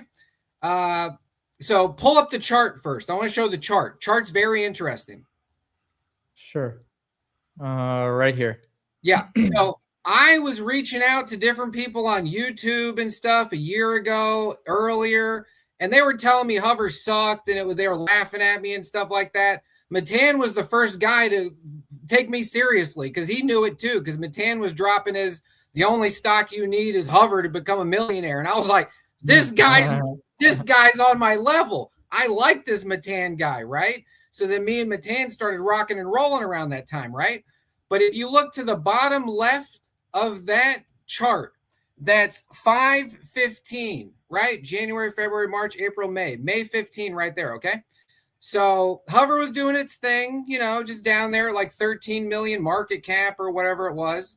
And all right, here we go. Play. Okay, so we're gonna play a video, and this video only has 200 views on YouTube, and it was released a year ago. It was the Trickle Research Spring exactly a year ago. And they're doing the same circuit now, right? Trickle, they're going to be there again 365 days later, okay? This thing was shot with like an iPhone or something. And it's crazy because when I saw it originally, a guy in the audience asked Brandon a question. He said, "Hey, you guys got something exciting coming up." And this was a handful of days before the transition flight is what this was. So we're dragging the 30, 40, 50 cents. This Trickle Research Q&A was a handful of days before the transition flight. A guy in the audience asked Brandon a question. It's a little bit inaudible, but you'll see what I'm saying. He said to Brandon, "Hey, don't you guys got something cool coming up in the near future?" I always thought the guy said in about 90 days, right? I even checked the closed caption, and the closed caption thought that the guy said 90 days. But I listened to it again recently, and the guy said 9 days, right? That's what always tripped me out. But I didn't think he said 9 days because it's such a specific number. I'm like, why is some guy in the audience asking Brandon Robinson, "Don't you guys have something exciting happening in 9 days?" So I kind of disregarded it because I'm like, that's too specific of a number. That guy said 90 days, but he said 9 days. And this was when this is where you're pointing at. The video came out around this. No, that I got a special story for that, right? So now go back to the chart. So this interview, this Q&A we're going to watch, it's over there far left bottom, right before that first big candle, back when Hovr was 45 cents, 50 cents, back there, that little tiny guy on the left. That was when this thing was happening. That first good candle on the bottom left, that was when the transition happened. That was the morning of, right? And we're gearing into questionability of NASDAQ listing and being over $1 and all that stuff. But this interview you're about to watch is the circuit they're on now. They're going to be delivering. Now look at the beautiful ride it's been. This has been an amazing year. We got Jamil, Test Pilot, Mitsubishi Heavy Industry. Look at the runs it had. Let's play it. Let's play it now. Let's play it. Let's play this. Well, I don't want you to say something else. Can you talk about maybe the next milestone? Sorry? What the next milestone? Yeah. I mean, it seems to me you have something coming up here in the next 90 days, maybe. Yes. I don't know if you can hear the question well. He says, "Can you talk about the next milestones? There seems to be something happening in the next 9 days," is the question. And then now he answers. And so this has been publicly released. We are actively in our flight test program for the large scale prototype, the piece that I showed a little bit earlier. When it completes what's called transition, so that means it's taken off, it's hovered, it's accelerated forward, it's closed its wings, and it's achieved full transition to normal wing-borne flight. That is a huge milestone. There's only a couple companies in the world that have actually accomplished that at any large-scale prototype. We will be accomplishing that soon. Yeah, I mean that's what we said. It's, we're on track with the program. We ran into a bit of cold weather, but we've learned enough from it that we're actually building a full-scale aircraft. I mean, is there more? I mean, he's basically saying they're going to accomplish it soon. Yeah. Oh, okay. Yeah, that was it. I said that is the okay. Okay. Perfect. Yeah. So it tripped me out because once they did because who are the guys in this room, right? Who are the guys in this room? Financial institution dudes or guys that work with aerospace stuff? I don't know. They didn't show their faces. What's the epiphany, though, from this? Everything I've said so far and will continue to say, right? But essentially, it's all under the banner of my epiphany being this year has been sick, right? The phenomena of looking in the mirror every single day and not really seeing the changes. But then when you zoom out on the chart, you actually see what's been going on. Like this year has been astonishing. You know what I mean? Like it's crazy. Like there's nobody covering Hovr 1 year ago. Nobody, right? And then it's like I reach out to these guys. They tell me I'm nuts and this company sucks.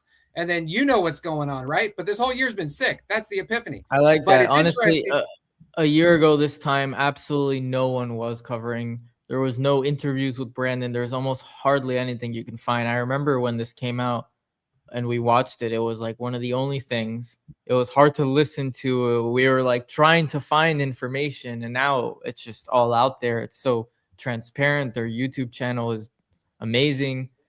Yeah. So they've come a basically, long it all. ways. Yes, Mark. They've come a long ways for sure. Yeah. If you look And at a year in review. Yeah.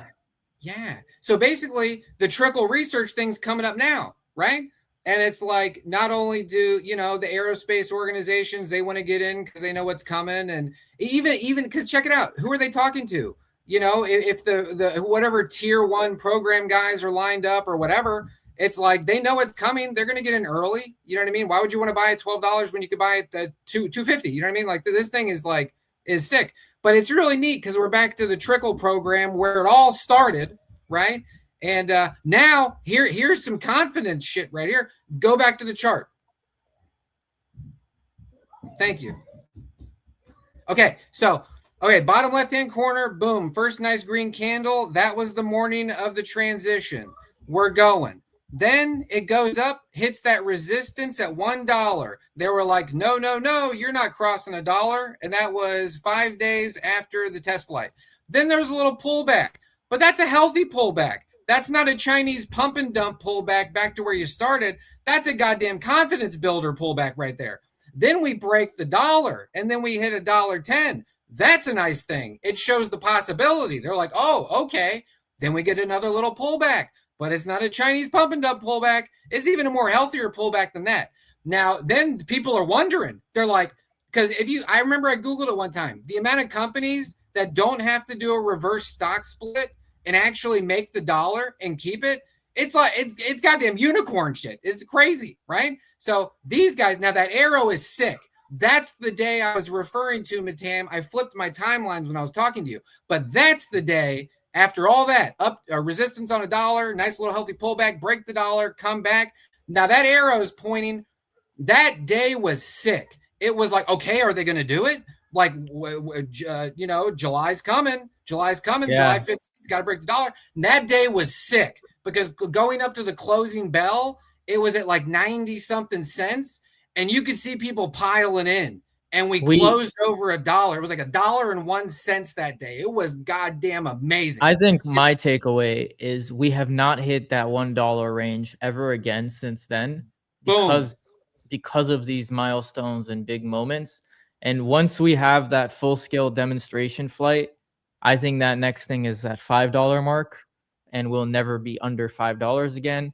And once we hit $5, it'll be able to be bought by more investors, just like Death Smiles. He cannot buy Hovr right now if he wants to, like he always says. He has to call up his brokerage to buy because it's technically a penny stock. Until it's not a penny stock past $5, then it'll be just easier to buy. And I think that $5 mark is that next phase of, like you're saying, how we've never passed $1 ever again since last year. Great epiphany. Yeah, was Thanks. Let's move on. We're almost at 2 hours here. By the way, the Curious Cockroach, welcome to the channel. He said he just found out about this podcast, but he says sales by the end of 2026 from 2035. I don't know what he means, 2035 and what video, what minute. But yeah, thanks for jumping on. Sales maybe from Joby possibly. Are they looking at making some sales? I don't know. But we are going to move on to EVTOL news, and we actually have some Joby news, more Joby news. So much going on. So this news segment is brought to you by thank you, Anthony. Brought to you by brightcatdata.com, Canadian real estate intelligence company. Get your data at brightcatdata.com if you're doing Canadian real estate intelligence, if you're doing real estate in Canada.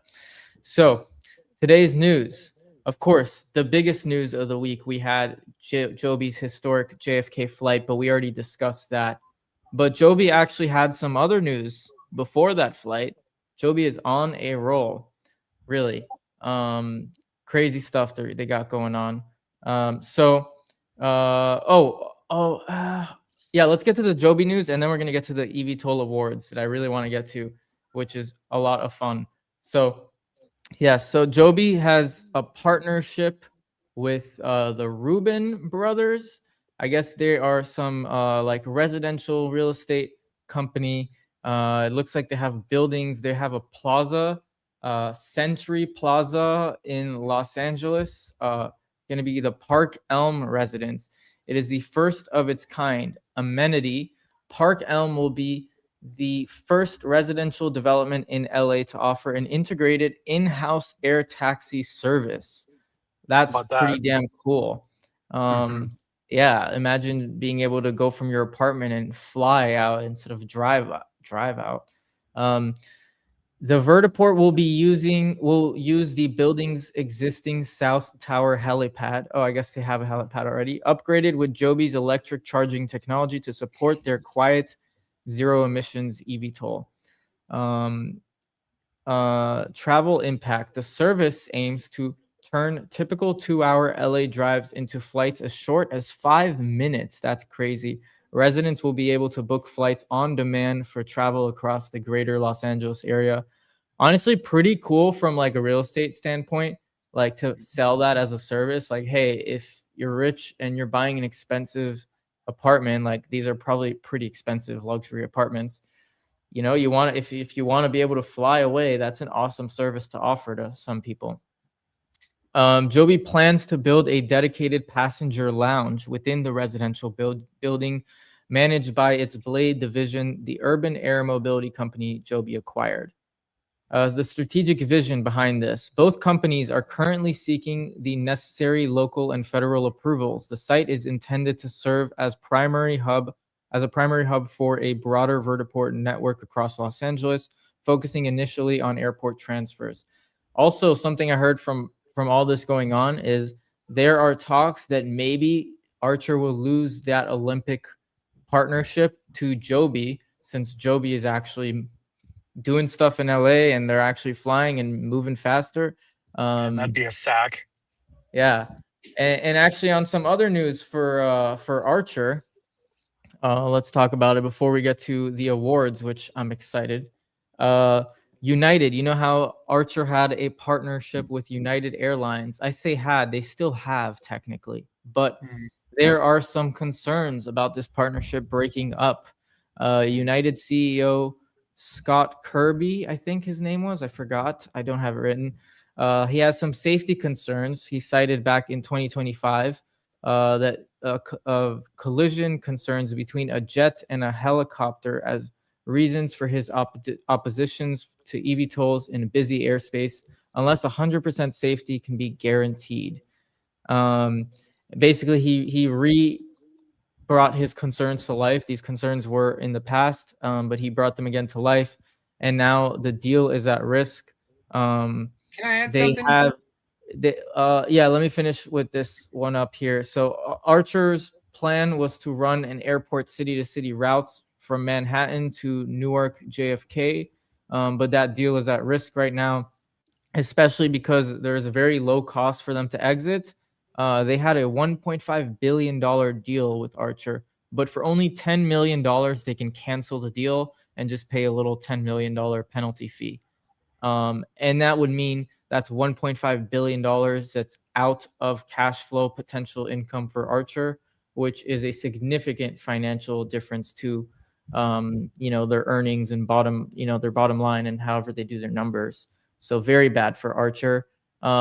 Unlike United's growing hesitation, though, Delta Airline has actually reinforced its support for Joby Aviation, recently exercising $70 million in warrants and moving forward with a vertically integrated service model.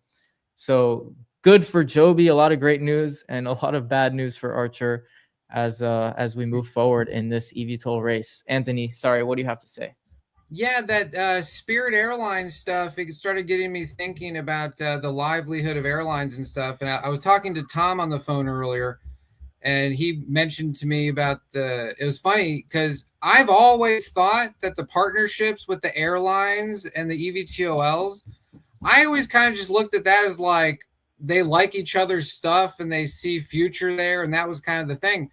But I never really looked at it from the Lifeline perspective of like maybe the airlines kind of like know that there is a dip in their stuff to some extent, and it's smart to get onto this too, kind of like the taxi cabs and the Uber or something like that. But that adds like an interesting dimension to it, because I always just thought it was cool, like one hand washes the other, but maybe it's like they see more out of it for them or something. I'm not totally sure, but and obviously a lot of these Archer and Joby investors know way more about it than I do, but I thought that was kind of interesting. It goes along with what you were saying. Something else that's interesting that just sparked my memory here. K. Dean says that the Reddit page has over 2,500 followers now. Insane. It is insane. A year ago this time, I think we were sitting around 300 followers or so when I first joined the Reddit. I think we were like 200 or 300, which is crazy to think how far we've actually grown. As well as some other big news that I want to get to finally. I'm so excited. The winners Can I for the step in real EVTOL. quick? Yeah. I think if I think the CEO at their last earnings call for United commented about the Archer partnership, and he also just said it's kind of just he doesn't see the validity of it at this point.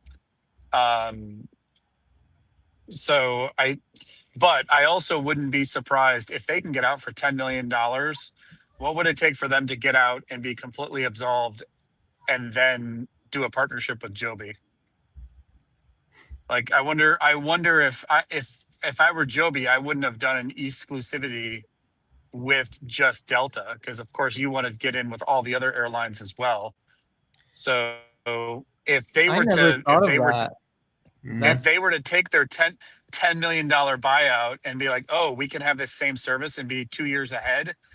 Yeah, that's a no-brainer.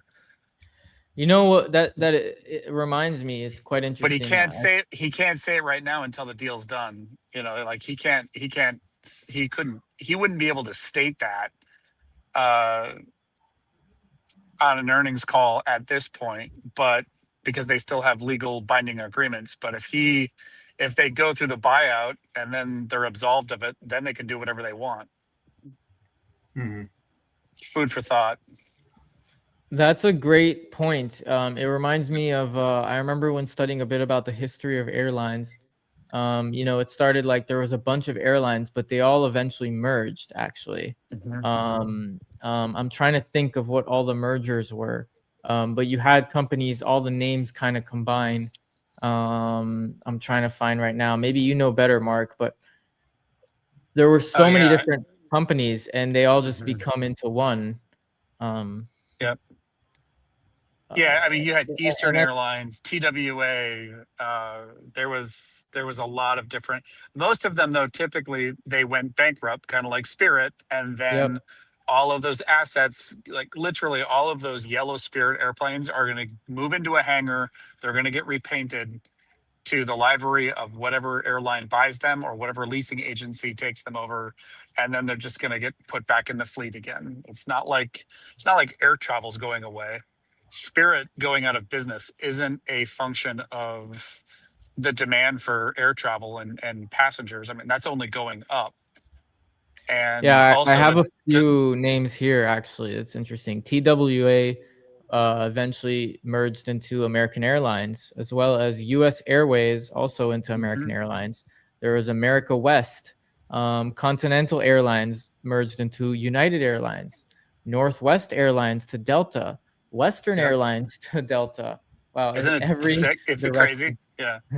Yeah, it's crazy. All these mergers, like there's really just a handful of Pan Am merged into United and into Delta, both of them somehow.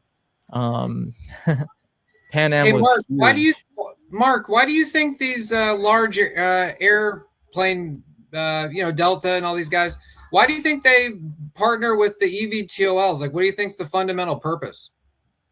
It's going to be because it will be for your first class, high-end paying passengers that have, it's just going to be an added luxury because you will check in at the vertiport and then you're going to fly directly to, like, you'll go through security at the vertiport you're a first class traveler, do you want to like do your 2-hour ride to the airport and then stand in security forever? No, you'll do your check-in and go through probably a TSA checkpoint at the vertiport. And then, or if it's not a TSA checkpoint, there will be a dedicated TSA checkpoint when you get to the airport. It's not like they're going to drop you off at the, at the roadway on the parking structure and you have to go in with all the other primates. You're gonna go in, you're gonna go in first class and probably go directly from the vertiport to a landing zone on top of the Delta Lounge. And then that's cool. A much greater seamless form of luxury. Wow, so they're gonna take him to the airport from like wherever they're at, like an hour, 2 hours away, and then drop him off at the airport on top and go down to the lounge. That's crazy. That's for real what they're doing. That's crazy. That's what I would expect it would be. I mean, I don't know exactly that's the case, but if I were Delta, I would be like, yeah, let's put the vertiport directly on top of the lounge, or very close to the lounge, or at the Delta terminal, so that you fly right onto the roof and then you take an elevator down and you are in the airport. Wow. Yeah, that makes sense. Kind of like Joby's partnership that they want to do with the building. I mean, they said that they're going to have a lounge over there. And that's like, you don't have to get to, that's like skipping last mile. You get exactly to your destination. So that's exactly right. They're going to be strategic on where they put these vertiports, of course. And that'll obviously start with high income locations that will be using them. Yeah, very cool stuff. The show is getting lengthy. We are 2 hours in and we are still not done here. We have some big news. Did you guys even know EVTOL awards were announced this week? No, sir. I feel like this flew under the radar. And quite exciting. So the winners were revealed, and well, I already announced that Horizon won 2 awards, but I guess before I show, do you guys want to guess what the awards could be for? Ooh, Mark? No idea. My guesses are invalid. I just want let's see. First to the finish line. I don't know. No. Okay. The very first award, actually, right here, best place to work winner, Horizon. Oh, it was Aircraft. these ones, yeah, like the Rising Star under 30 and those and stuff like that, right? Yeah. Oh, I remember now. Yeah. So very first award here, the best place to work, we won. That is pretty damn awesome. That just says a lot about the culture, the team they got. Very cool. I'm glad. That's a great award. Why not? Yeah. Go Hovr. We have next best awareness raisers. Honeywell was the highly commended, and the winner is SkyDrive. SkyDrive, if you don't remember, that is the Japanese company that just got their certification last week or 2 weeks ago. I forgot at this point. But yeah, good for them. Small marketing team of the year. Winner is Archer. Archer, obviously, always focusing on their marketing, but I'm totally fine with that. Large engineering team of the year went to Whisk. Whisk is backed by Larry Boeing. Page, I believe it was, or Sergey Brin. Backed by Boeing, yes, but also specifically, I think Larry Page, who's billionaire, made Google, if you guys don't know.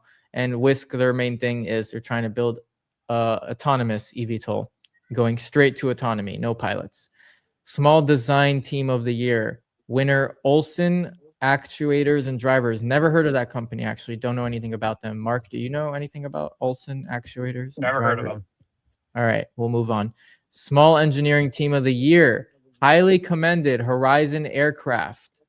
Oh, my bad. They didn't win too. The winner is actually Pivotal, won small engineering team of the year, which is interesting because Pivotal is another Canadian company, for those of you who don't know. And actually, Pivotal has a really cool aircraft. What they're doing is pretty damn cool. I like what they're doing. But anyways, good for them. Hovr was very close to get that. They got highly commended for there. So Autonomous Flight Innovation Award, Whisk, of course. Infrastructure Innovation of the Year Award. SunTrax Florida DOT. Never heard of SunTrax, but that is I guess that's government. Florida DOT is Department of Transportation.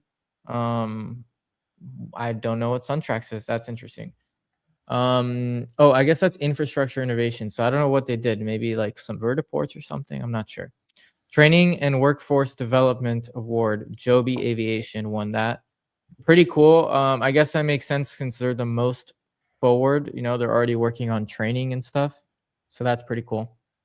Also, I like how they mention how it's going to be the easiest thing to fly. Like how I mentioned last time, their whole thing was like, this is like the iPhone moment. It was kind of more the iPhone moment for pilots. Correct me if I'm wrong, Mark, but I remember them talking about how like this is a huge shift for pilots understanding how easy these things are to fly.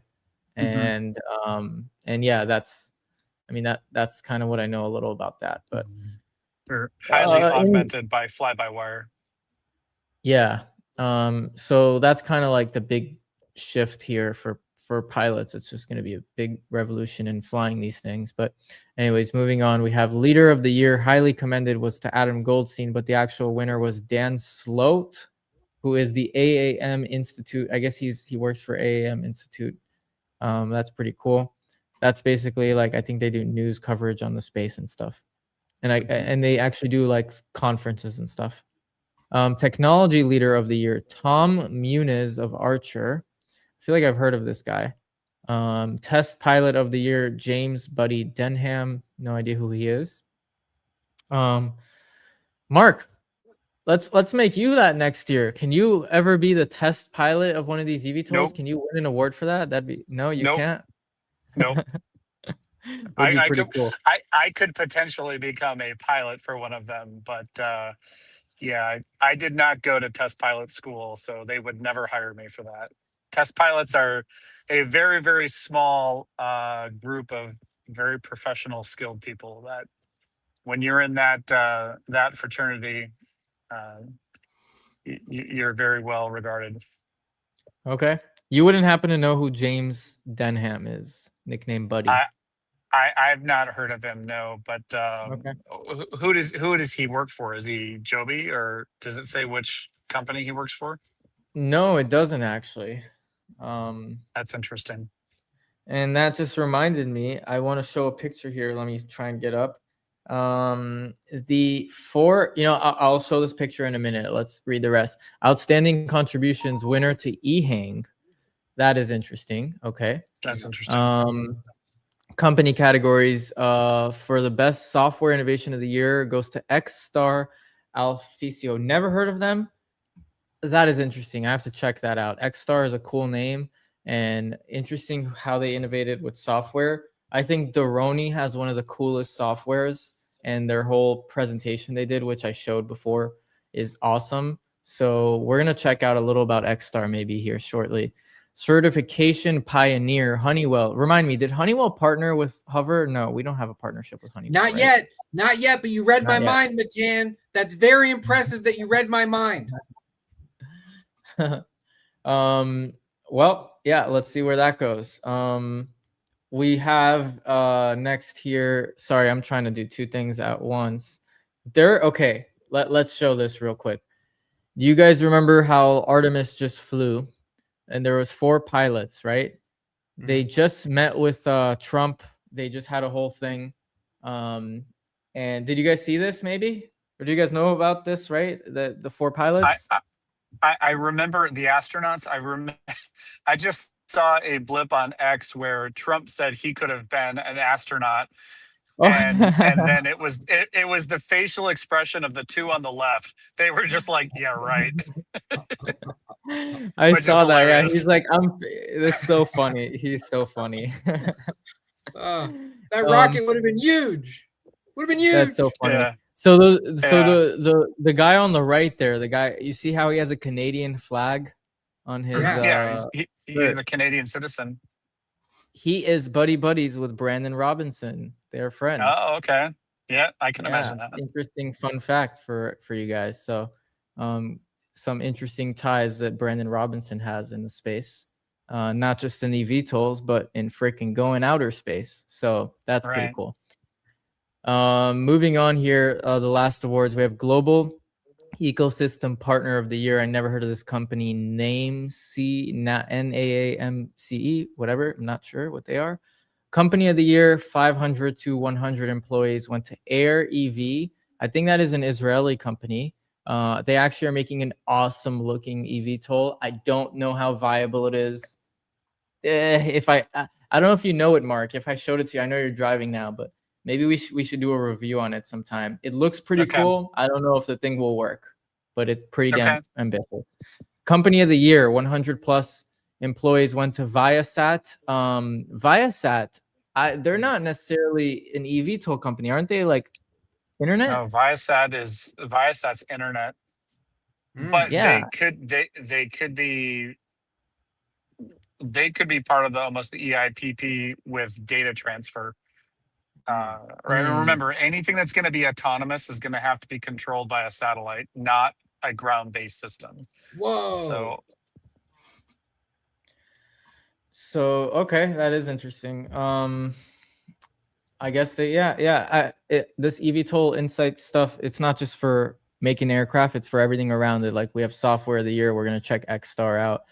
Lastly, the last award, Medal d'Or. This award basically is like an overall best eVTOL like company of the year kind of, and it goes to Honeywell as the winner. I guess That's interesting. I don't know. It's just like the overall. It's like in soccer they have like, I forgot what it's called, the Ballon d'Or, and Messi and Ronaldo always win it. It's just like overall, not one category. So it went to Honeywell, interestingly enough. Yeah. So that's it for eVTOL awards. Any thoughts on any of that before we move on to a very cool company I don't think anyone here has ever heard of? If you guys have, I mean, this is so cool. But all right, what are you guys' thoughts? Did they have the Rising Star under 30 on there, or did I miss it? No, I don't think there was that. Was that a thing always? Actually, maybe they changed up the awards every year a little bit, but no, there was no Rising Star. Okay. Yeah. Rezo says best retail investor relations. That's right. It wasn't on there, but they won best retail investor relations in some other kind of platform, I guess. It was like a Canadian thing or something like that. That's a great win, though. A good work. Environmental is crucial. Yes. Investor relations. Yes. Is Joby Aviation's chief test pilot. Oh, the pilot that we spoke about is Joby's test pilot. All right. That sounds cool. about right. Yep. Another win for Joby. Yeah. I will message you later, Anthony. Hopefully connecting more dots here. I'm off to bed. It's late. Thanks for the show. Thank you. Thank you for watching. It makes sense. Yeah. It makes sense because he is doing the most flying. Yeah. Yeah, that's true. Well, actually, Vertical Aerospace had a lot of test flights. Eve had a lot of test flights. So, that's true. Yeah. I never know who it could be, but anyways, very fun stuff. Looking forward for next year's awards. I really like seeing that. Great wins for Hovr, honestly, can't complain. So any news you guys want to share before we move on to something very exciting? I'm good. Let's roll. Let's go. Cool. All right. We are moving on. Actually, one thing I will say. Yeah. One thing I will say, I did though something I realized earlier. These guys at the Trickle Research and all these places they're going, it's interesting because why would you wait, right? All the information for Hovr is available now to a market degree. So it's not like these guys are like, let me hear what this, like, why do they even go to these things? Let me hear what this Brandon has to tell us this particular day to see if I want to do it or not. You know what I mean? So it's kind of like, yeah. Anyway, thank you. No problem. Let's all right. So first of all, we have a new little background for Site of the Week. Nice. Oh, this hides it. And this segment is brought to you by me, Matan Asulin, asulin.com. I make websites, and we're going to be talking about a website. Every week, I showcase a new website in the space, one that you probably have never seen before. And I like to try and do companies that you've never heard of before. And so today, we have a very interesting company. I don't know if you guys have ever heard of it. Before I share it, interestingly enough, right now going on here in Miami by me, there is an F1 race going on. And, you know, we made cars and then we made race cars. And the whole point of F1, actually, they don't make money through races. And I guess they have sponsorships and all that. They do make money on that, but not enough. These cars are millions of dollars and everything is very expensive. But what the whole point of F1 is to drive new innovation in automobiles. I don't know if you guys know about that, but that is actually the whole purpose F1 exists. Is it's kind of just for science and how to innovate and make cars better. So there's a company that is kind of doing that, F1 of the skies. They are building race cars, flying race cars. No. Basically flying race car EVTOLs. It's super cool. I'll show you here a quick promo and then we're going to go into their website.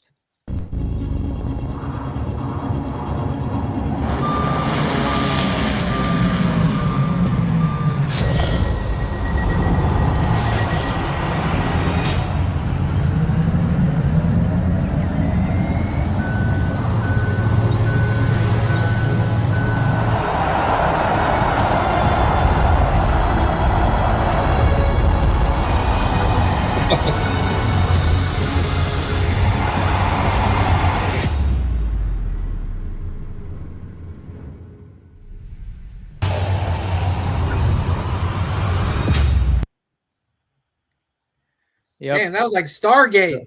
That was like Stargate, man. They the Dune. That's crazy. So, interestingly enough, this is actually comprised of like two companies.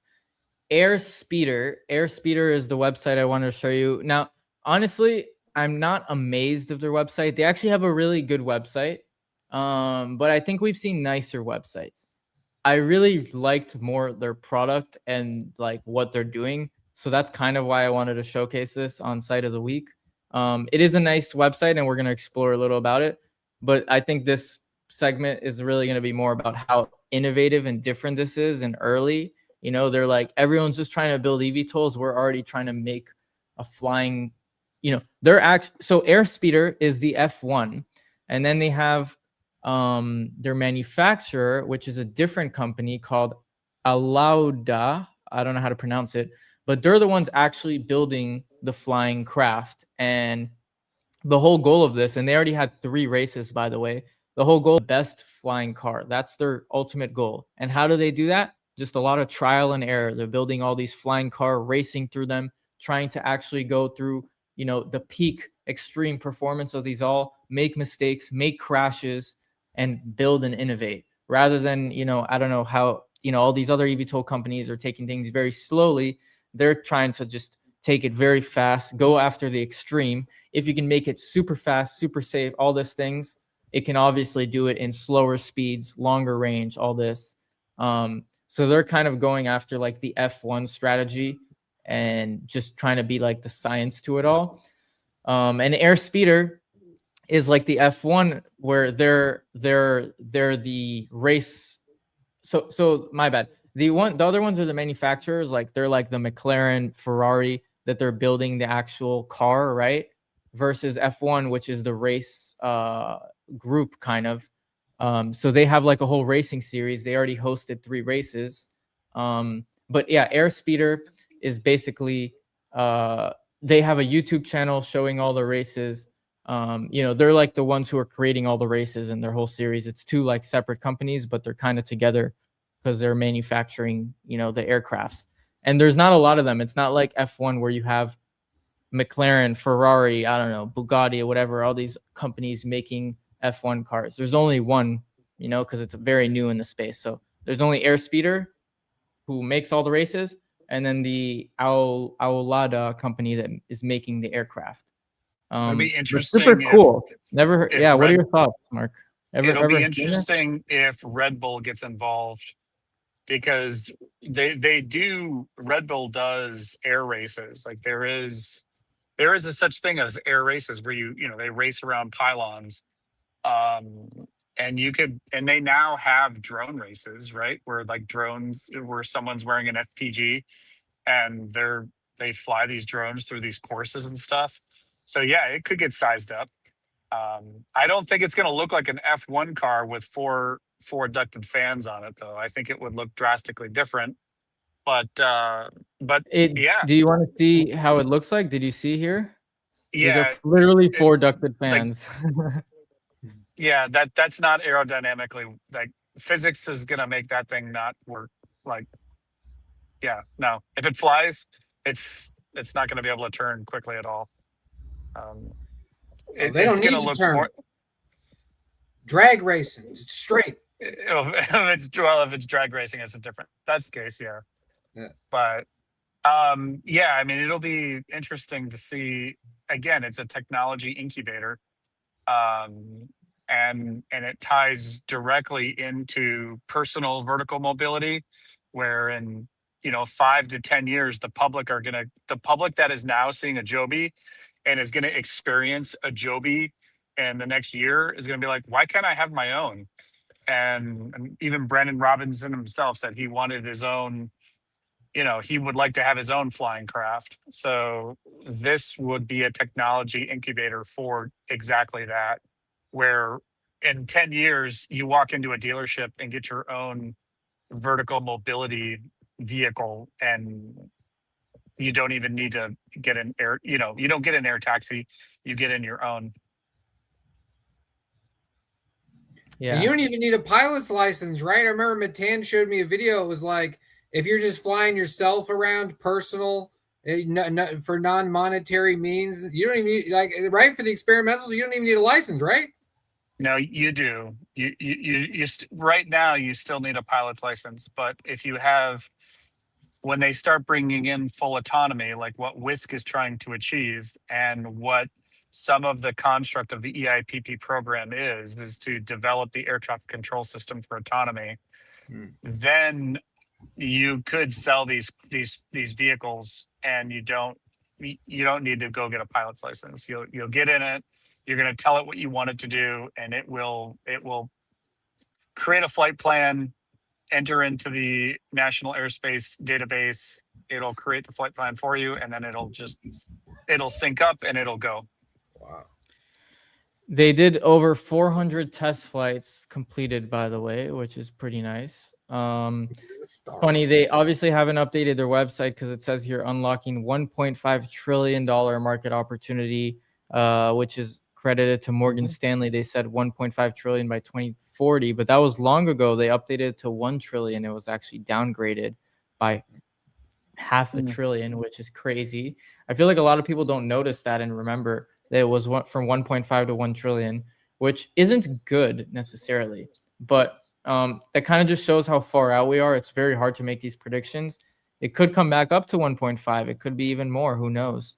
But generally speaking, the industry is like $1 trillion industry in 2040. So I would love to see what Morgan Stanley said about the iPhone in 2003 or 2004. Now, what's good about this website, Matan? What do you like about it? Well, it was more Airspeeder, not the other one. I really like their product. I just wanted to showcase.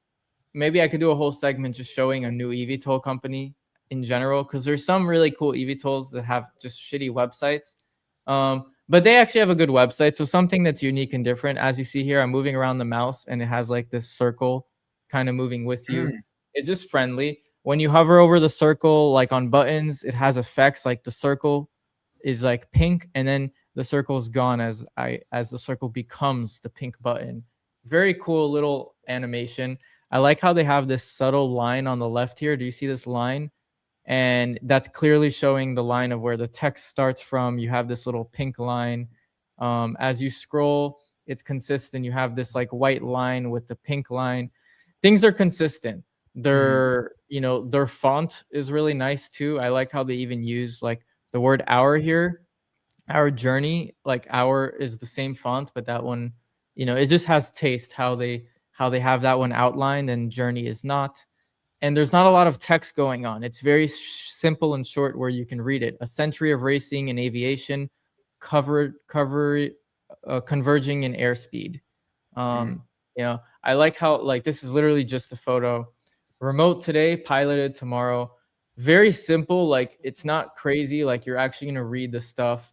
They have good copy. Where was it? Under their mission, or I saw this really good here. Our journey. I like this here a lot. This quote here they have Henry Ford. Auto racing began 5 minutes after the second car was built. That's awesome. Pretty memorable. That's a great quote. Yeah. To say what they're doing. After cars were built, immediately they wanted racing.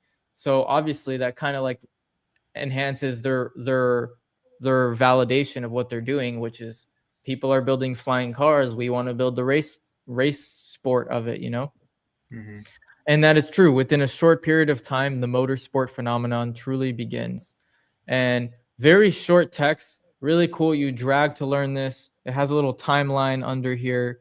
You just have little images, little text of history of cars. And I actually didn't go through all of this, but it's pretty cool. Here you have history of, the motorsports, basically. A little about the founder. Yeah. I don't know. It's just a very simple website, but it's done well. It's just done well. I even like their logo, actually. Super cool. These 4 lines. It's super simple, but it feels like a race car thing. Wow.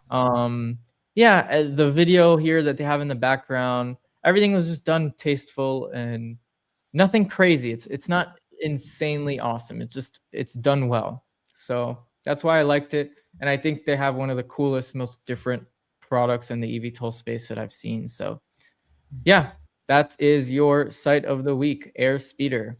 And I guess a part of that will be the Alauda, which they have a less nice site, but my gosh, what an awesome looking aircraft. I mean, yeah. I cut you off earlier, Mark. What were you gonna say? I can't remember. My bad. Probably my rambling. Significant. No. My rambling got to you. Yeah, K. Dean says it's like Star Wars race. That's facts right there. Just like Star Wars race. It is. Yeah. Yeah, I love this promo video. In the desert. Oh man, awesome. By the way, they have an awesome YouTube channel where you can see some of the races and see a lot of the stuff they're doing. Yeah, I think that's the wrap though.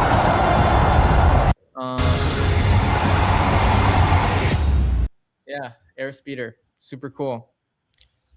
So yeah, we're almost 2.5 hours in. I think we should wrap it up here. Is there anything you guys want to share before we end the stream? About for sure. About 3 months ago, I was saying that was the best time to get into Hovr, because any of these guys that want to do the 12-month plus tax situation, 3 months ago, I was like, this is the time to get in. But apparently, I was wrong. For the masses, I guess recently was the time to get in, because, Hovr's been doing their thing, and God knows what, institutions are getting in, and the float's just getting gobbled up like it's Pac-Man. It's crazy. Love it. Very excited. Hell yeah. And Hovr's one of the best places to work for now, we know. Awesome award. Awesome week. Great for the sector. Honestly, excited for Joby too. I have Joby stock. I'm happy they're doing well. And good for Jobin, man. Jobin is, he is devoted to this. This is his baby, just like for Brandon, how Hovr is his baby. So I like to see that that they're doing well. Oh, I forgot to say something. Okay.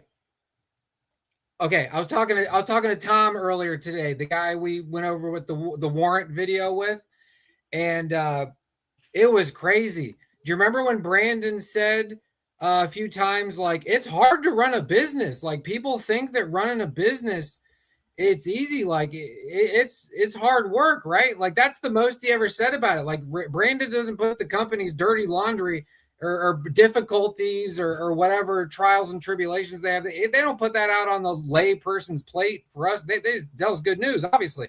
But that's what he said. It's hard to run a business. And just kind of back to the epiphany thing, we've come a long way in a year. Like, they've been through a lot, bro. Like, even back in the day with the Astro thing, and they could have lost their IP when, like, all that stuff, and Brandon lawyered up and made it go right, and then they got the SPAC and came through. Like that dude's got grit. Like, they've been through some things. Like the fact that they've been through that, like, you know what I mean? Like, this thing could have different trajectory. Like those guys are badasses. Like, the fact that they navigated all that, and they're gleaming currently with excellent information, excellent progress, milestones, very trustworthy. Everybody's like, this looks fantastic. Let me get in. You know what I'm saying? Everybody's piling in. It's fantastic. But it's kind of astonishing that they went through what they went through looking at all that. So it just shows so much backbone. Like, you guys think they're going to do it? Look what they did to get here. You know what I'm saying? Like, started from the bottom, now we're here. Like, this is crazy. So it really shows their fortitude. It really shows, man. Like, you know what I mean? Like, ain't no joke. So, like, Hovr, I got more respect for all of them now than I did before. Brandon, Brian, Phil, all these guys, they're doing a fantastic job, and they're unwrapping the package for the public in a very tastefully, timely.